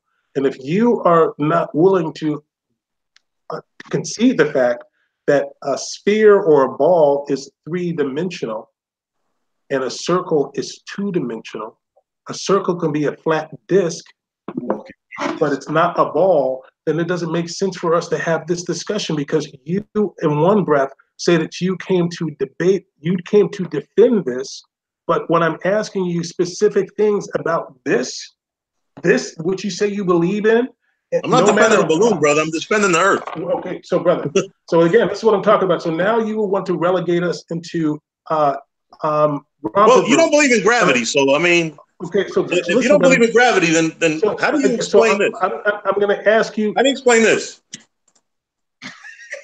You want me to answer that now, right? This pen, yes, it ain't flying. That's called density and buoyancy. So the density of your pen that just fell out of your hand is more dense than the oxygen around it. The molecules of it, right? That is what gravity is. What they call quote unquote gravity is density and buoyancy. Because again, here is your response. If gravity is real, how do hot air balloons work? How do hot air balloons kick gravity's ass if gravity is real?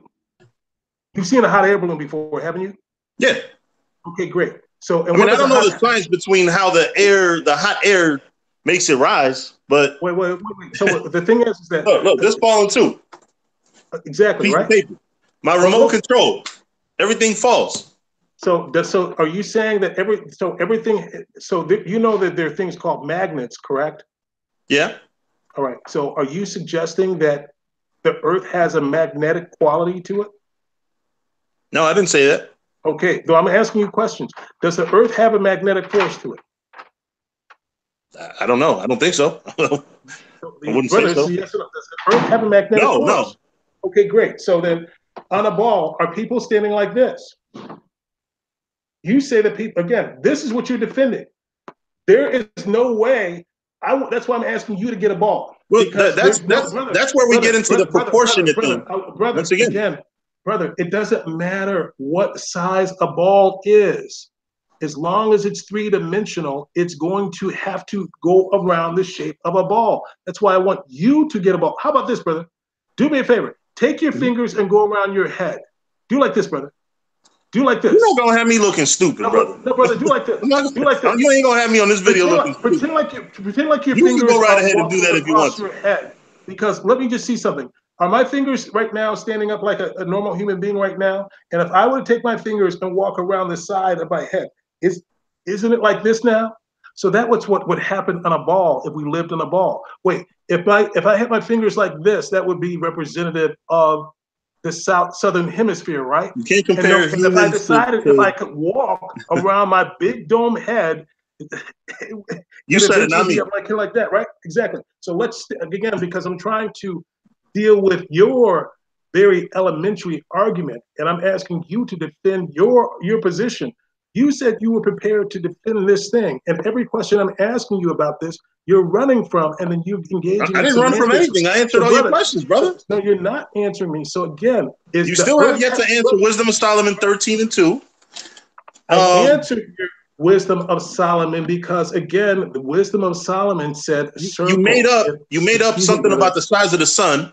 You have no proof of that. What? Brother, first of all, you in one breath said you're not defending the heliocentric model. So if you're not defending the heliocentric model, we don't even have to have a discussion about the sun. We don't have to have it. We're talking about the earth. Now, again, no, see, that's a nice tactic. No, brother, hold up. That's a nice tactic, but you can't do that. You can't do that. So, because there is a sun, and there is a sun in relationship to the earth, right? Yes. Is it not? Yes. And is the sun not round? The sun, what we do see. Oh no, I'm sorry. It's a circle like this, and we're like this, right, brother? So if you are going to ask me a question, you have to allow me to answer it, right? So again, a circle and a ball are two different things. What I have said and what I'm conceding is this follows, and all that we know, because NASA has never said we've gone to the moon, sun, right? NASA never made that lie and assertion that we've gone to the sun. So what we all perceive is as follows, and we should be willing to concede, is that first of all, from what we can see, the sun is certainly a circle. It looks to be concave.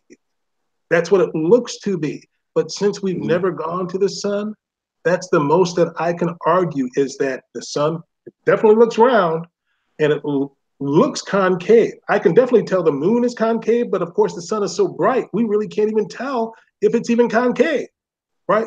But we can definitely tell it's round. We can definitely tell the moon is concave because we can see, convex, because we can see that it's got an oval, or we can see a three-dimensional shape to it. So again, that doesn't make it a ball, because a ball. So the moon is three-dimensional. We know that the moon is at least two-dimensional, brother. Oh, we know that it's two-dimensional. It's at least two. So how do you explain the stages of the moon? That's a question, right? Yeah. All right. So what does Genesis call the moon? Which scripture? Let's go to Genesis. Talking about a light? Thank you. So, okay. All right. So the moon is a light. The moon phases happen within the moon, and the moon phases is very easily disproven or easily proven in terms of what they tell us about the moon phases being a lie by as follows. We are down here on Earth, correct? Yes. And we look up to see both the sun and the moon, correct? Mm-hmm. And they tell us that the sun is casting a shadow upon the moon to create the moon phases, correct? I guess that's what Esau says. I didn't say I believe that. Okay. What you believe is, okay, again, we're dealing with what they tell us, right? Not what you necessarily believe. But this is a debate between myself and yourself, not brother, them versus us, brother. So you asked me a question. You asked me a question. What about the moon phases? I'm answering you. I'm trying to make sure that we are understanding what they tell us. All right. So what they tell us is that this sun is casting a shadow on the moon as a consequence of the earth passing between the sun and the moon. But the fact is we are down here and the sun and moon are up there. So there's no way we down here are casting a shadow on something up there, because that's impossible. Does that make sense? Sorry? So does that make sense now? Yeah. All right. So here's another way to prove that doesn't make sense. Again, let's just deal this scenario of a ball. They say that the earth is a ball, right? You argue that the earth is a ball, correct? Yeah. All right. And one of the moon phases is a half moon, correct? Yeah. Okay. So how does a ball cast a straight line down another ball? Because the half moon phase is that the moon is literally split in half, and one half is dark and one half is light. So how does a ball, which is a curved shape, cast a straight line down another ball? All right, y'all. All right. We got time. Time just ran out. What we gonna do now? It seems like we going in circles or balls. Yes. Exactly. Whoa, pause. All right. But look, this is what we gonna do. This is what we gonna do. Let's wrap this up. I think I've established my point. I would have liked to have gone to more scriptures, but unfortunately, I grabbed this debate at the last second. My message will be a little bit more fair. I want to commend both of you brothers for that. What we gonna do is just take a few questions from the comment board, and then you know what I'm saying, and then both of you brothers, you know what I'm saying, we can get above her. I want to thank y'all again for coming on though, bringing scripts out, bringing your logic out. You understand? And then with also rare, you even brought out a few screen shares as well. So it's all good. So for the crowd, anybody listening, for the crowd, throw some questions. What questions? By the way, Malachi, I'd like you to do one thing if you don't mind. If you don't mind, especially if we about to wrap up something real quick. So you know, on those screen shares that I sent you, can you do a favor for the folks? I want to show people a couple more things. So bring up that one with the Freemasons on it. Okay. You know, 10 more minutes rapid fire. All right, bang, bang, bang. All right, you say with the Freemasons, the Masonic Lodge. You talking about that Masonic Lodge painting? Yep. Okay, I see that. I got you. Hold on one second. I got it pulled up. Let me go ahead and hit the screen share real quick. And then all right, bang, share. All right. So that is basically, they're showing you literally what the earth is described. And I still had a lot more scriptures. So the earth says that the scriptures say there are foundations of the earth and that there are pillars of the earth. Those pillars, let me go through those pillars of the earth scriptures real quick, if you don't mind. But the scriptures say that they're pillars, all right? And then also the scriptures also say that the earth is the Most High's footstool. So footstools have pillars and legs, etc. Those pillars represent, as the scriptures say, the pillars of the earth. As you can see, the dome right over there above the eye is representing the firmament. All right. The sun and moon are within the firmament, as the scriptures say, and the flat earth, right? Hold on, I got a couple other things too in terms of the fact that, again, the brother said, I don't have to, I guess, present the scriptures in terms of the earth not moving, but if he was presenting the argument that the earth was moving, there are plenty of scriptures that say the earth does not move. He's not arguing the heliocentric model, but that would be Zechariah 1:11, talking about the earth not moving. Psalms 104:5, he laid the foundations of the earth that it should not be moved. Psalms 93:1, the Lord reigneth, and he clothed with majesty. The Lord clothed with strength, wherewith he hath girded himself, and also established established the world as it not be moved. Psalms 96:10, say along to the heathen, the Most High reigneth. The world also shall be established, and it shall not be moved.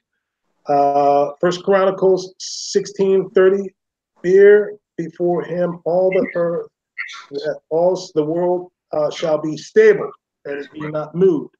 Isaiah 11:12 talks about the earth having corners, and Revelation 7:1 talks about the earth having corners, and just like your head and your beard, right? No, so we can talk about that scripture, the corners of your beard, and that has nothing. You know what, brother? You made a believer out of me. I finally found the scripture that says the earth is flat. Where's that? Isaiah 67:3. No such scripture. Of course. Exactly.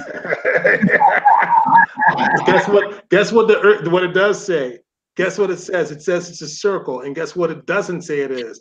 It doesn't say it's a ball. And so therefore, you have not. But where's the scripture that says it's flat?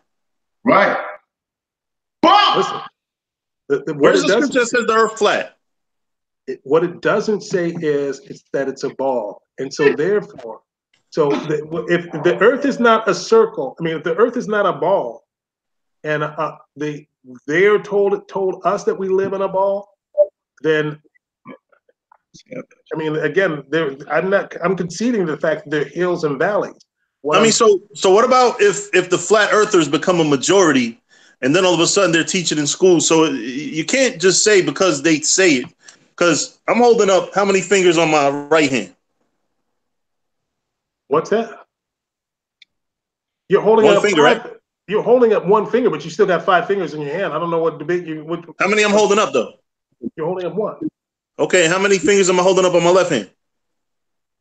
One. What's your point? How many total fingers am I holding up? 2.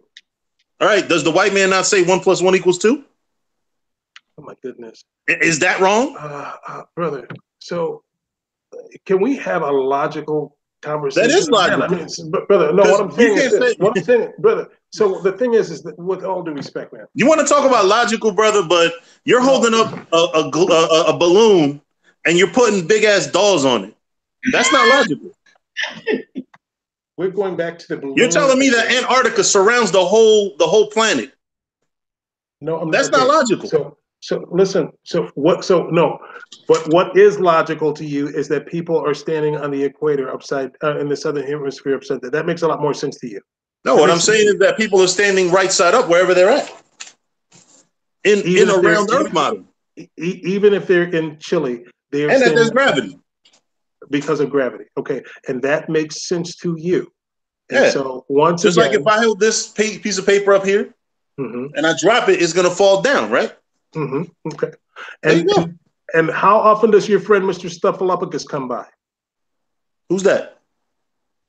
I mean, that makes just as much sense as everything else you said, Mr. Snuffleupagus. So when you drop something from your hand, it don't fall down? Which direction is this falling, brother? That's falling down. Oh, if you had there's no gravity though. If you had gravity's an illusion.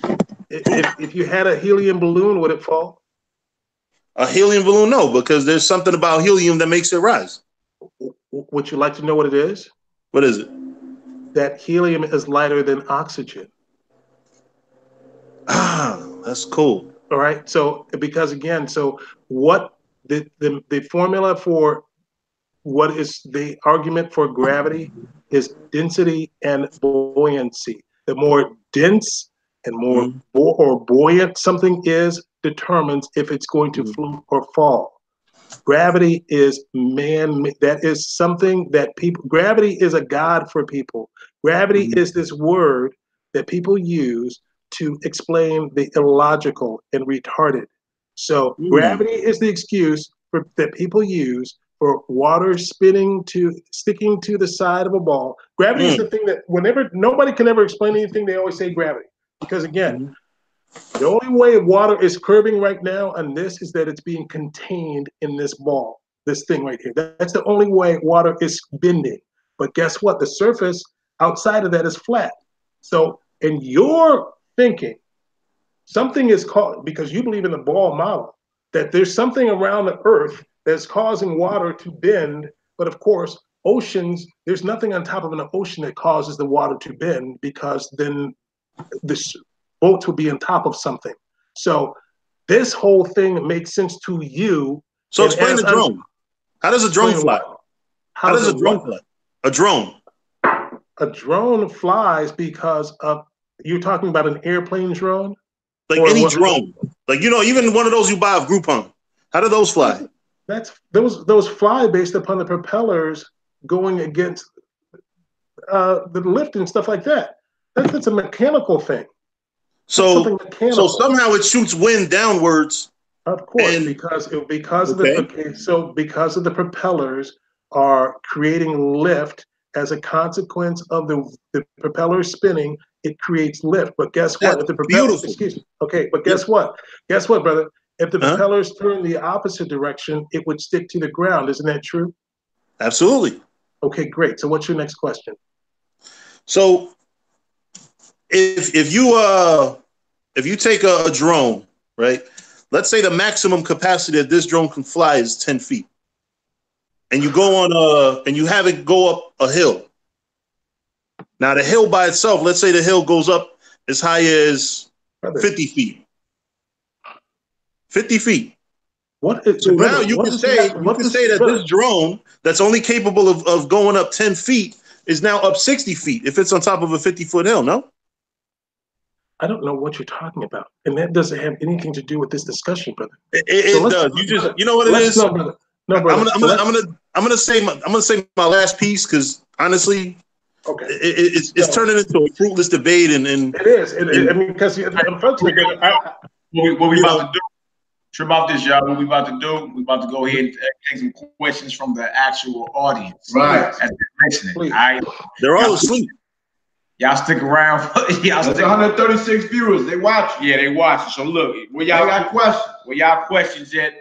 And you know what I'm saying? Ask your question and direct them to whom you ask them towards, and we gonna get her done. All right. I wish I could find this video. And then y'all can make your closing statement that Charlotte wants to make. Who got questions? Where y'all at? Where y'all at?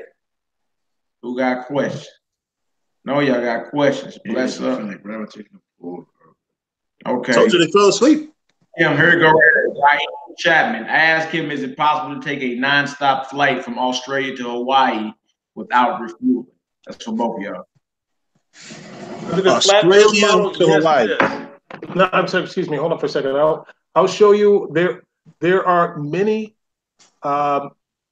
trips that prove that the Earth is flat, and I can show you the aeronautical things. That's again one of the things. Again, if I had more time, that's why I was trying to back out of this, Mally. Explain to the people. I even called you. I had some issues going on, guys, and I was distracted me, and I was about to back out of this debate because I took it at the last second. Initially, I was thinking it was going to be next week, and then it was determined it was going to be today. And so I took it this morning, and I came home to try to prepare for it. But then I got distracted with some other personal stuff, and I had a lot of information that I wanted to really put together and do. I mean, I know this back and forth, and I have all kinds of information that I really could have presented in terms of having the flat Earth map, and I was trying to do screen share and stuff like that. But long story short, there are a number of airline routes that prove that the Earth is flat. For example, whenever you see flights that leave the United States and going to certain places in South America or China, they always stop over in parts of Europe. And it's because of the fact that the flight path on a flat Earth map, and I'm going to show you the flat Earth map one more time. I'm going to see if I can I'll send that to you, but because the flight patterns don't work on a globe model. They only work on a flat Earth map. I got you. Hold on. All right. I'm trying to find what you're talking about, bro. Hold on a second. So I'm trying to find, give me 1 second. Images. You send me something, I'm about to pull it up now. All right. Give me 1 second. All right, cool. All right, flat Earth map. You want me to show the one that's a ball in a circle, or you want me to show the one that looked like a valley, like this one right here? Hold on. Give me 1 second. I'm trying to get. Yeah, and I'm really disappointed I didn't send you on a lot more stuff. Okay, so you see the one that says Orlando flat Earth map. That is, so that one shows the four corners of the Earth. All right, it's brown or whatever. That's how so that represents how the Earth is, you know, when it talks about the four corners of the Earth. So it's a circle with corners, inches of the four corners of the Earth. As you can see, the ridge around it would be the Antarctica, etc. And again, that makes more sense than a globe model. So we Grand Canyon. Right there, square and stationary Earth. Go ahead and explain yourself, Bob. All right, so give me 1 second. Let me see what, and I'm sorry, guys. Where did I go? Where did I go? I got it up. I don't even see. Oh, I see where you're at. Okay, hold up. Hey, brother, you mind sending some of that vodka over here to Jersey?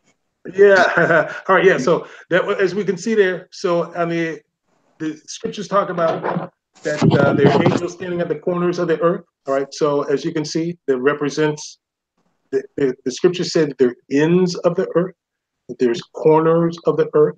There's no way you can have corners on a ball. All right. The corners do not exist in a ball. So your head is round, is flat, brother? Brother, when it's talking about edges of your beard, you know what it's talking about. Your beard Extremities. No, brother, that's not what it means. All right. Yes, it does. The Hebrew word for ends means extremities. Okay. And so as you can see on the notice he's moving on to another subject because he can't cut that.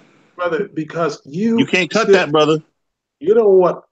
You can still haven't answered how water sticks on a ball, on the thing that you say that you believe in.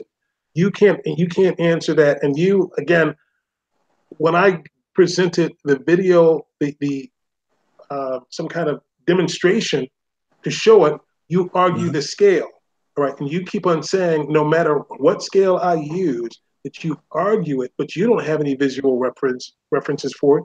And then when I ask you simple questions about the same thing that you believe in, you can't defend where and how people are standing on the South Pole and the equator, etc. So anyway, I have scriptures that say that the earth is round. My goodness, we're going over that again. All right, next question. All right, next question. Next question. Hold on. I got you. It said, ask Arsurel. This is for you, Arsurel. This is from Brother Out the Mud Watchman. Ask Arsurel, what's above the firmament? Waters above the firmament. So whenever you look in the sky, the reason why the scriptures say that the Most High separated the waters above and the waters below. All right. So when the reason why you look in the sky, you see the sky is blue, is because that's literally water above the surface of the earth. Malachi, you know the book of Enoch a lot better than me, and I know you know those scriptures where it talks about that there's chambers and stuff like that.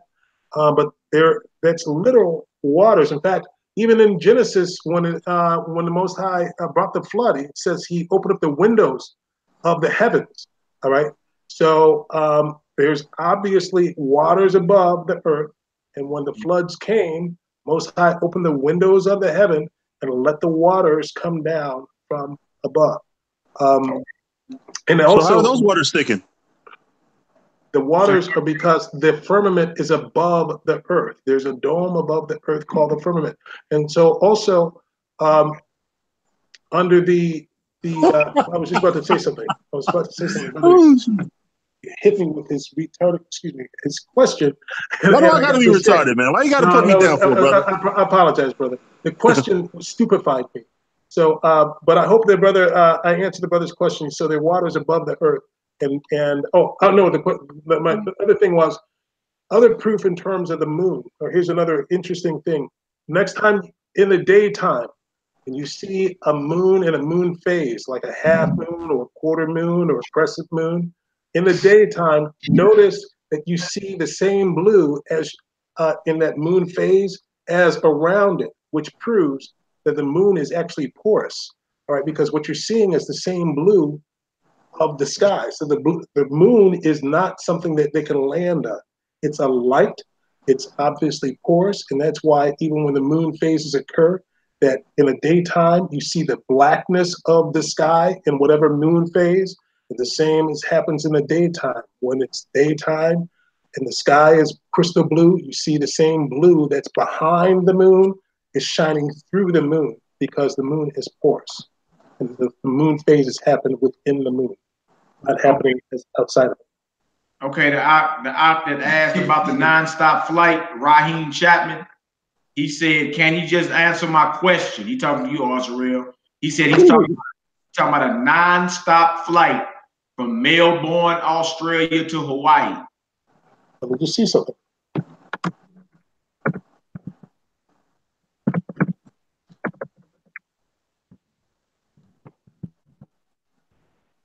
Let's just see. Images.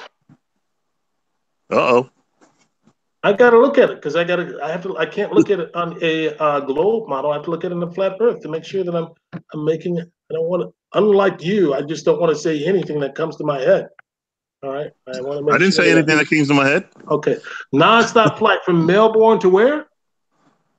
Melbourne to Hawaii. From Melbourne, Australia to Hawaii. No. You say But no? they're so close. Well, actually, Melbourne, Hawaii. He said he's talking about a nonstop flight from Melbourne to Hawaii.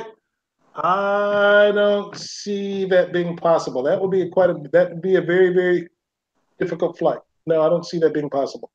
Okay. I hope that answers your question, Raheem. Brothers say at the edge, Arctic Circle, Antarctica, whatever they claim about the supposed ice wall, what about the wall makes it impossible for someone to go over to prove they're correct? Also real. Well, the thing is that there's a pact between 13 nations that Antarctica is militarized. All right. So what happened is if you do some research, and again, that's why I was trying to back out Malachi, because I wanted to have a lot more stuff. Operation Paperclip and Operation what they tried to do when they discovered that there was a firmament of the Earth, they literally started sending nuclear missiles to try to hit the firmament and to destroy the firmament because they realized that there was an impenetrable dome. And it was called Operation Fishbowl. All right. So you do some research on Operation Fishbowl, and they hide the truth is hidden in plain sight. But that's what they were trying to do, and that's why it's called Operation Fishbowl, because we live in an enclosed environment, in an enclosed dome. How NASA was created was actually Operation Paperclip. The United States government incorporated the German rocket scientists after the war because the Germans had much more advanced rockets, propulsion scientists and engineers. And so what the United States government did was they took Germany's rocket scientists and engineers and incorporated them and created the agency that we know as today as NASA. So America took the Nazis and created NASA. And these people are all certified Satanists. And if you also understand something, that all of the planets that we have, the whole heliocentric model is under the god Helios, Greek gods. All of our planets are named after gods: Mars, Jupiter, Pluto, and stuff like that. These are all gods. And these stars, these planets that they call planets, are actually stars. And these are again a form of worshiping fallen angels, although they're not fallen, but it's again worshiping other gods or deities, because they have made these stars gods by giving them names that we revere, etc. And this is all part of the heliocentric model and part of the satanic world that we live in. Next question is from Jedediah Ben Israel. His question is, if we live in a dome, why didn't Chernobyl and Nagasaki or Hiroshima affect everyone on Earth? Oh, awesome. Well, because of the fact that, first of all, that's a very good question, just the enormity of the Earth. All right, so, I mean, we have to understand that there is a lot of distance in terms of how big the Earth is. All right, in fact, there's a lot of different theories with regards to the flat Earth model. Some believe, and I think it's a very good possibility, that there may be other parts that these world elite have access to that they're not showing us. And they show some things like that in the movie. What was the movie that Tom Cruise came out a few years ago? It was some kind of really futuristic thing, Minority.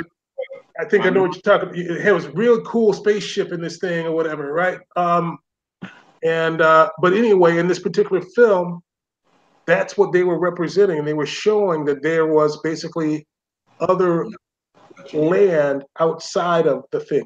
So to answer the brother's question, though, the Most High also the Earth is a living form, and the Most High is not going to allow a lot of these things that these wicked humans have been doing to corrupt and destroy the Earth to affect all mankind. So it has certain things to heal and purify itself, right? So The reason why there are probably waters above and stuff like that, if you really think about it, looking at how we pollute the earth, all waters would be totally contaminated if the Most High didn't have other fresh water sources coming on the earth. So there's obviously some kind of re-sustaining or re-establishing force within the earth that is kind of keeping us protected from a lot of the stuff that's going on. That's my best estimation. I wish I could give you a better answer. This next question. Hold on. I just want to kind of backtrack a little bit because it's funny how he just used probably, but when I used probably earlier, he said that's not a definite. So I want you to notice that people aren't he hit you with a good question. I want you to notice that people aren't asking you questions. People aren't asking me questions? We're still waiting for anybody to ask you a question. Because what I said made sense. Okay. The flat earth don't make sense. That's why. All right, this next question is for both of y'all. Who came up with the globe model Earth? Go ahead, Yeshaya. You can answer first, huh? The Most High.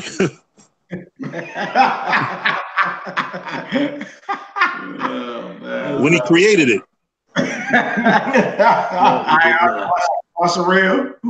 So the Sir Isaac Newton was one of the people, but hold on, it was actually started by was it Galileo, or give me 1 second because I have this information up too. The Phoenicians knew the earth was round back then, brother. No, they didn't, brother. They again. Oh my gosh, brother! The Phoenicians knew it, brother. The Greeks knew it.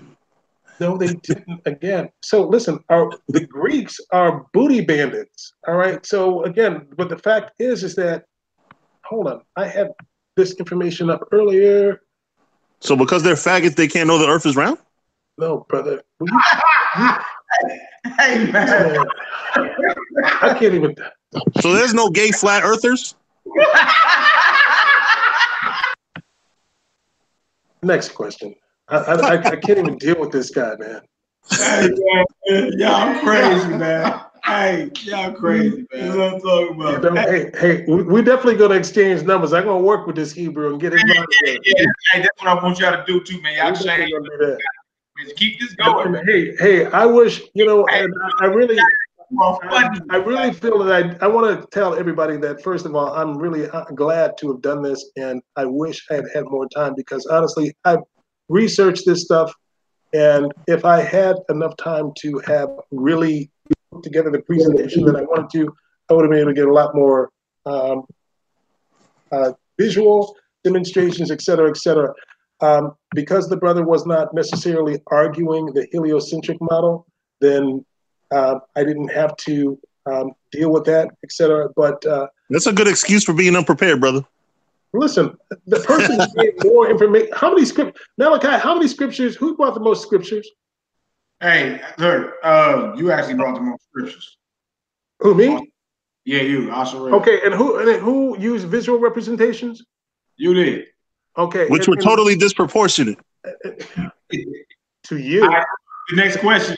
The next question. By the way, the person that created the person that the white man gives credit to starting the globe is a guy by the name of Martin Behame in 1492. But the Phoenicians knew that the earth was round thousands of years before. Okay. True about this. So, Brother Obed, Big O581 say, so if an individual traveled to the north in an airplane continuously, they would crash into an invisible wall. Well, that's for our reason. Okay, so the thing is that they would not crash into an invisible wall. They would probably be met by military force. All right, so there is.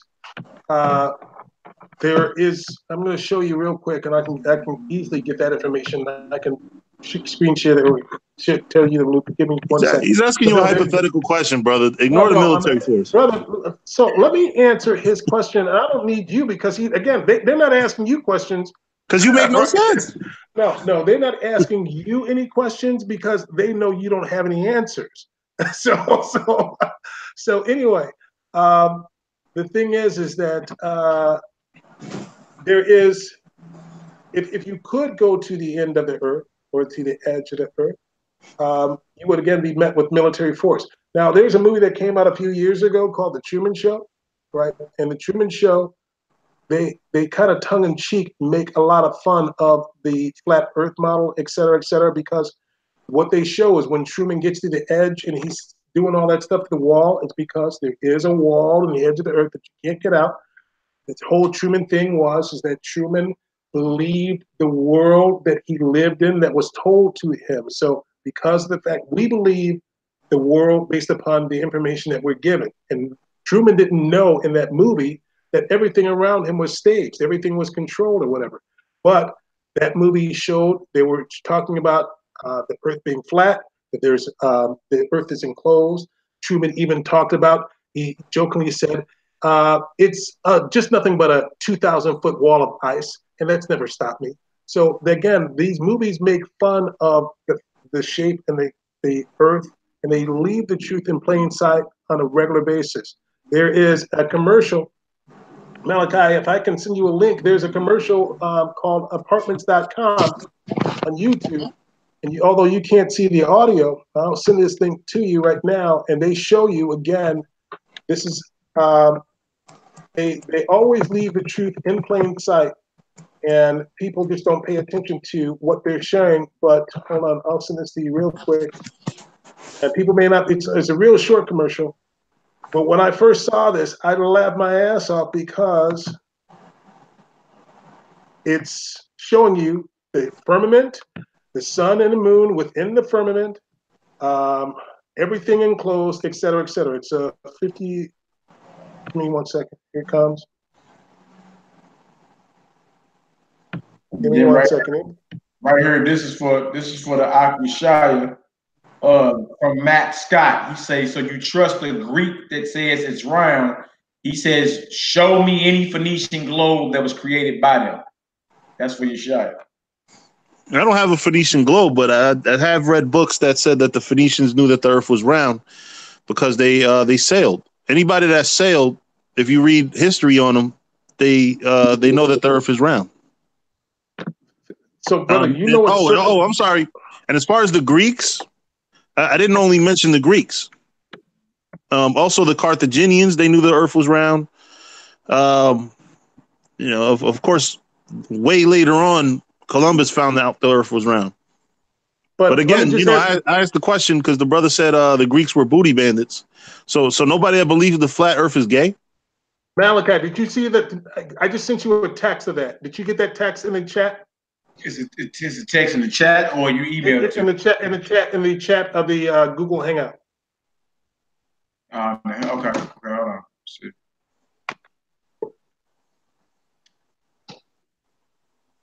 Yep. I see that right. Can you screenshot that? Let me see. See if I can. Yeah, I should be able to. All right, that's pulling up right now on YouTube. Let it pull up real quick, brother. All right, pause it. Bring it out. 1 second, bro. Bing, screen share, application window. All right, pick that right there. Flat Earth and television. I'm probably not gonna be able to hear it. I wish I could figure out how to do this. You do it so easy.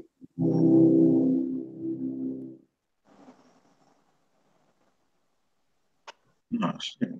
And it took me in the It's also elaborate. When you have apartments to fill, strategy is mission critical. Yeah, I can hear it. Like this fella. This lady. They're showing you the flat Earth right there. When necessary, you should list on apartments.com. It's free, it's easy, and we have millions of renters. Watch this. Rating renters. No. All right. So that's them trying to show God doing. They make fun of you right there, and they show you everything in plain sight. That's an actual commercial. Apartments.com.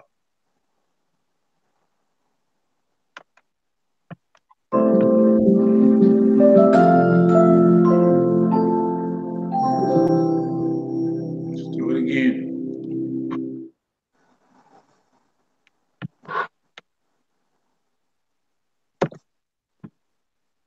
Also, Elaborate. When you have apartments to fill, strategy is mission critical. I need a renter like this fella. He has got pizzazz. This is also unnecessary. You should list on apartments.com. It's free, it's easy, and we have millions of renters. Watch this. Raining renters. No. Sorry. I'm a certified rainmaker. University of Port-au-Prince, 74. Change where you list your apartments. Change the world. There it is. So again, that's just a good example of them showing the flat Earth in plain sight. There are all kinds. There are images. The Simpsons have done the same thing, where somebody hits a home run, the ball hits the dome of the Earth, all the water falls out. There are all kinds of videos that, you know. And again, I wish I had more time. And now that I see, I could have been sending these things to you. It would have been a lot easier. But yeah, you know, we get better as the time go. You just help me out with something. You just showed me that if you send it to me in the Hangout as a text, you can even get the audio going. I can actually play it and everybody can hear it. But that just helped me out, actually, bro. Good luck. Yep. There we go. Next question, anybody? Yep. Okay. Next question is from Maurice. What's the brother's name? Maurice Warren. He asking, how far down can we dig on the flat Earth? The furthest that they've gone down is 8 miles. 8 miles is the furthest that they've gone down. And in fact, there have been people who have gone in submarines, and that they saw this phenomenon when they went down, that basically where the water was so dense that they couldn't go down any further, and that they could literally see. I think people have even shown in some of the Facebook profiles of the separations between two oceans hitting, where the color of the water and stuff like that is totally different. The same thing is occurring even underneath the oceans, where there's apparently some kind of channels of water that's impenetrable. But the furthest that they've ever dug is 8 miles. They cannot go any further. And in fact, they've even said that some people have said that when they did dig, they could hear the sounds of voices. I don't know if that's true or not. Okay. Next question is from Ariel Haley. It's for you, Yeshaya. Why can we see the sun and moon at the same time if it is a globe? That's for you, Yeshaya. Why can we see them at the same time if it is a globe?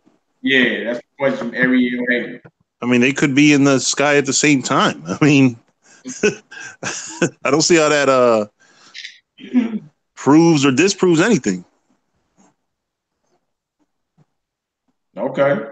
I mean, it does it proves that they move. That's all that does. Okay. All right. Let me find a couple more questions for y'all. Explain opposite rotation of stars in south and north poles for flat earthers. In Search of Yah asked that question. That's for you, Osrael. Explain opposite rotation of stars in south and north poles for flat earthers. So there's no such thing as the South Pole. All right. So that is there's no such thing as the South Pole, because of the fact that what they call the South Pole is actually Antarctica, and Antarctica is a ring of ice around the flat Earth. The Coriolis effect, what they talk about, is the fact that the Earth is a flat circle. The stars rotate around the Earth, and so that people with slow motion censored or time-lapse cameras, when they take pictures of the Coriolis effect, are taking images of the stars within the solar system, I guess, within the firmament, turning in a circle. And then the North Star, which is right at the very center, always is the same spot, and everything else constantly rotates and orbits around it. There is the thing in terms of the North and South Pole, I guess, maybe to answer that in any other kind of way, is, I guess, if using this as an example, if people were over here watching the sun and moon rotate around the Earth, would look different than if they were over here. All right, it'd still be the same rotation, but it would be different based upon perspective. but that's the only answer. But one thing is without question is the North Star is always north, and there's always the same image. It's called the Coriolis, where the sun is the stars rotating above the Earth. And what shape is that star? Next question. Again, to answer your question, do they play basket circle or basketball, brother? Okay, next question is from the user Black Panther. He say, "Where is the proof of that military force claim?" That's for Oscar. All right, let's go. And then MK Tribe say, "I am ex-military," and then she says he's right. So she's back. She's backing you up, but brother's asking, "Where's the proof of your claim that it's a military? If you fly far enough north, you're gonna be met by military." So, let's hold on for a second. A lot of this stuff they're not going to. Okay, so here it is. You just do a Google search. The Arctic Treaty. This is Wikipedia. The 12 countries that have a significant interest in the Antarctica are Argentina, Australia, Belgium, Chile, France, Japan, New Zealand, Norway, South Africa, the Soviet Union, the United Kingdom, and the United States. Google scholarship. Nice. Listen, brother. Again, some of this stuff that is when people act like this stuff is not real, let's be honest. The United States government and these governments are doing all that they can to hide this information in the first place. So they're not going to put it out there that, yes, there's a dome over the earth and all this other stuff, et cetera, or that there's a treaty within these countries to do this. But the fact is that without question, this information does exist. There are people who have, out of the fear of their risking their life, released some of this information that they have gone and they've been part of government operations with regards to the things that are happening with NASA. Now, here's the funny thing about Antarctica, etc. Right? NASA is always telling you that they're going to the moon, right? Well, why is NASA also the people that release information about Antarctica? Antarctica isn't in space, right? So why is NASA the one that's giving you that information? Right, people need to start asking yourselves questions about what the purpose of NASA is. The reason why NASA and the United States government and these governments are using NASA for part of the great deception that is coming on the earth very soon. All right, so NASA is basically a form of like a giant Hollywood studio. We haven't gone to the moon. We can't go to the moon. There is no space shuttle flying in space. There is no International Space Station. That is all messing with people's heads, all right? And they know that as long as they keep on sending people images of or saying that NASA has done this or that, people start believing it. But this is one thing I ask you people to ask yourself. And this is a simple Google search. I can have you guys do this. Anytime whenever I have these discussions with people about satellites, the first thing people will say, what about satellites? Ask yourself this. You can even do a simple Google search. Type in pictures of satellite, and every time you get a picture of a satellite, it's always as if the satellite had a selfie stick, or the satellite had another satellite taking a picture like, hey, I'm going to stand next to the Earth. Take a picture of me. And he does the duck lips, all right, and gets a picture of the Earth behind him. It's always a third-party image, and that's because of the fact they're all 100% fake. They say that we got a rover on Mars, all right? But the fact is that they say Mars is tens of millions of miles away, right? So they want you to believe that they sent a rocket to space. Now, you have to factor this stuff in. Under the heliocentric model, they say that the Earth is traveling around the sun and the moon while it's hurling through space. So they want you to believe while the sun, the moon, and everything is going through the space, that they've launched a rocket that's going faster than all the things that this is going, and they've eventually been able to send a rover to Mars. And when this rover got on Mars, They, by way of remote control, took pictures and sent it back to you. That's what they want you to believe. But then if you do a picture and just do a Google search of Mars rover on Mars, they'll tell you that these images are real images. In fact, I'll show this real quick, Malachi.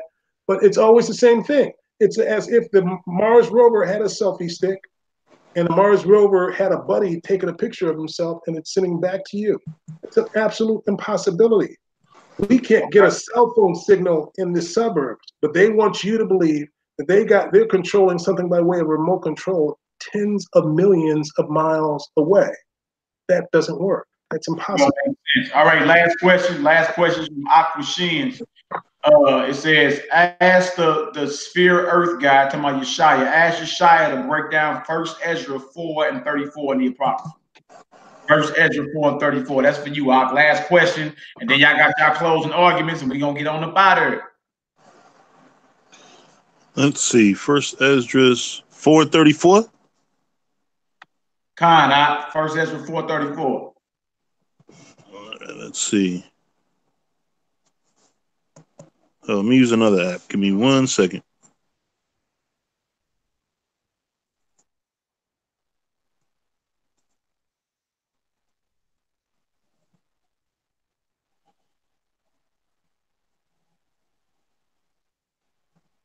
Great script.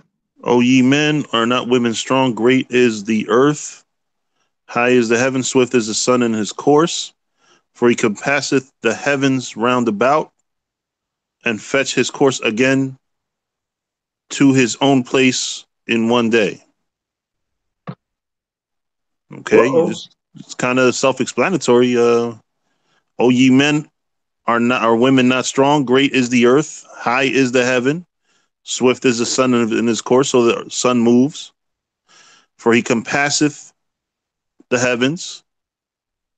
And there goes that word compass again, compasseth, which means circle or surround. Circle and ball are different, right, brother? We already determined that, or at least I thought we did. Continue. No, you said that they're different.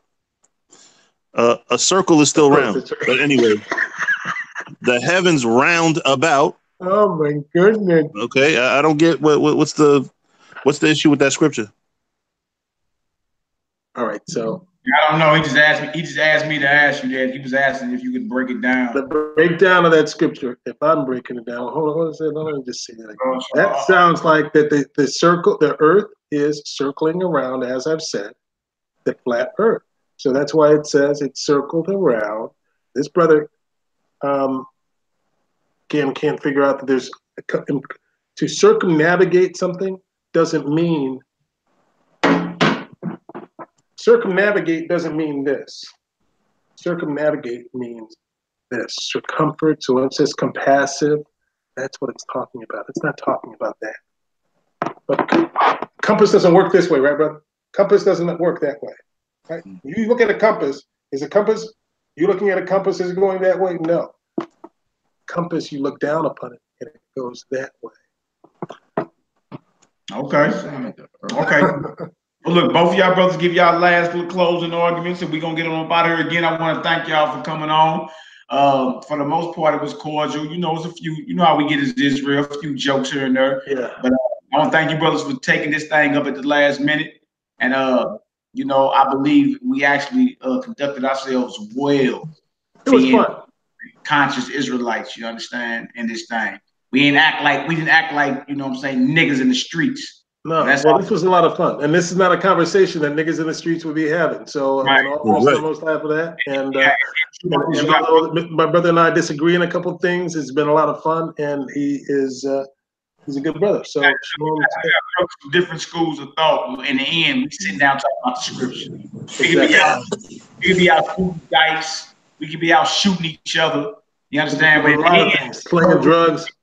We sitting down talking about the scriptures, so you know, hey, that's progress, you dig? And I hope change contact information to keep this thing going off camera. We definitely will.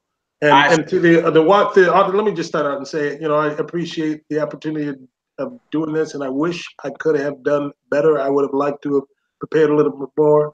and I was actually going to bow out of it, but because of the fact that I committed to it, I said, hey, I'm going to just follow through, and I wanted to do the best I could. There was a lot more information I knew I could have done, and I could have actually done a lot better. But so for those people who are of the same school of thought as myself in terms of the flat earth model and it's the scriptural significance, if I let us down, then please forgive me.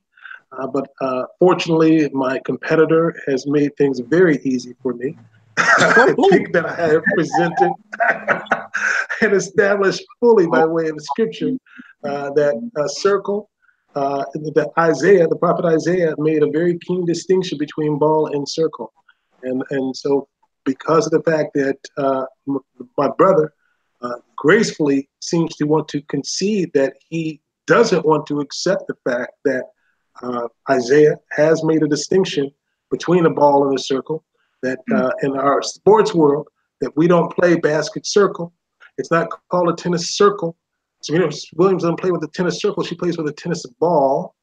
So there obviously has to be a difference and a distinction between the two. And I have made my argument is that the earth is a round circle that is flat, that is not movable, that there's a firmament over the earth, as the scriptures say.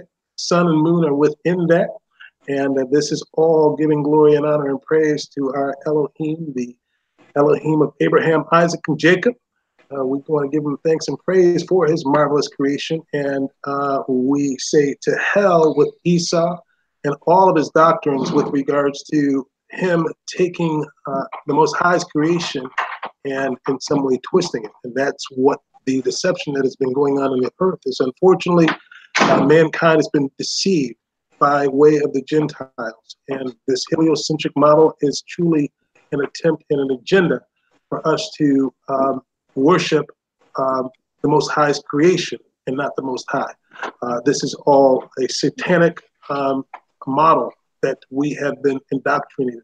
At the end of the day, the heliocentric model, the globe model, is about the Big Bang Theory and evolution. And so if you believe that we live on a ball, although again, this brother has already stated, and again, I'm not saying that this is his argument, but the ball model is based upon the heliocentric model, which says that the earth is spinning and it's as a consequence of the Big Bang, and that we're being hurled through the universe, et cetera, et cetera. The scriptures say everything exactly the opposite, that there was a creator, that he said, let there be, and it did happen, and he created order behind all of these things. That there are foundations of the earth, that the earth is fixed and is not moving, that there's a dome over the earth called the firmament, and that the sun and the moon are within this thing, and that, of course, if he stopped Nimrod from going to space, then he's certainly not going to let some Edomites go into space, which is called the heavens, right?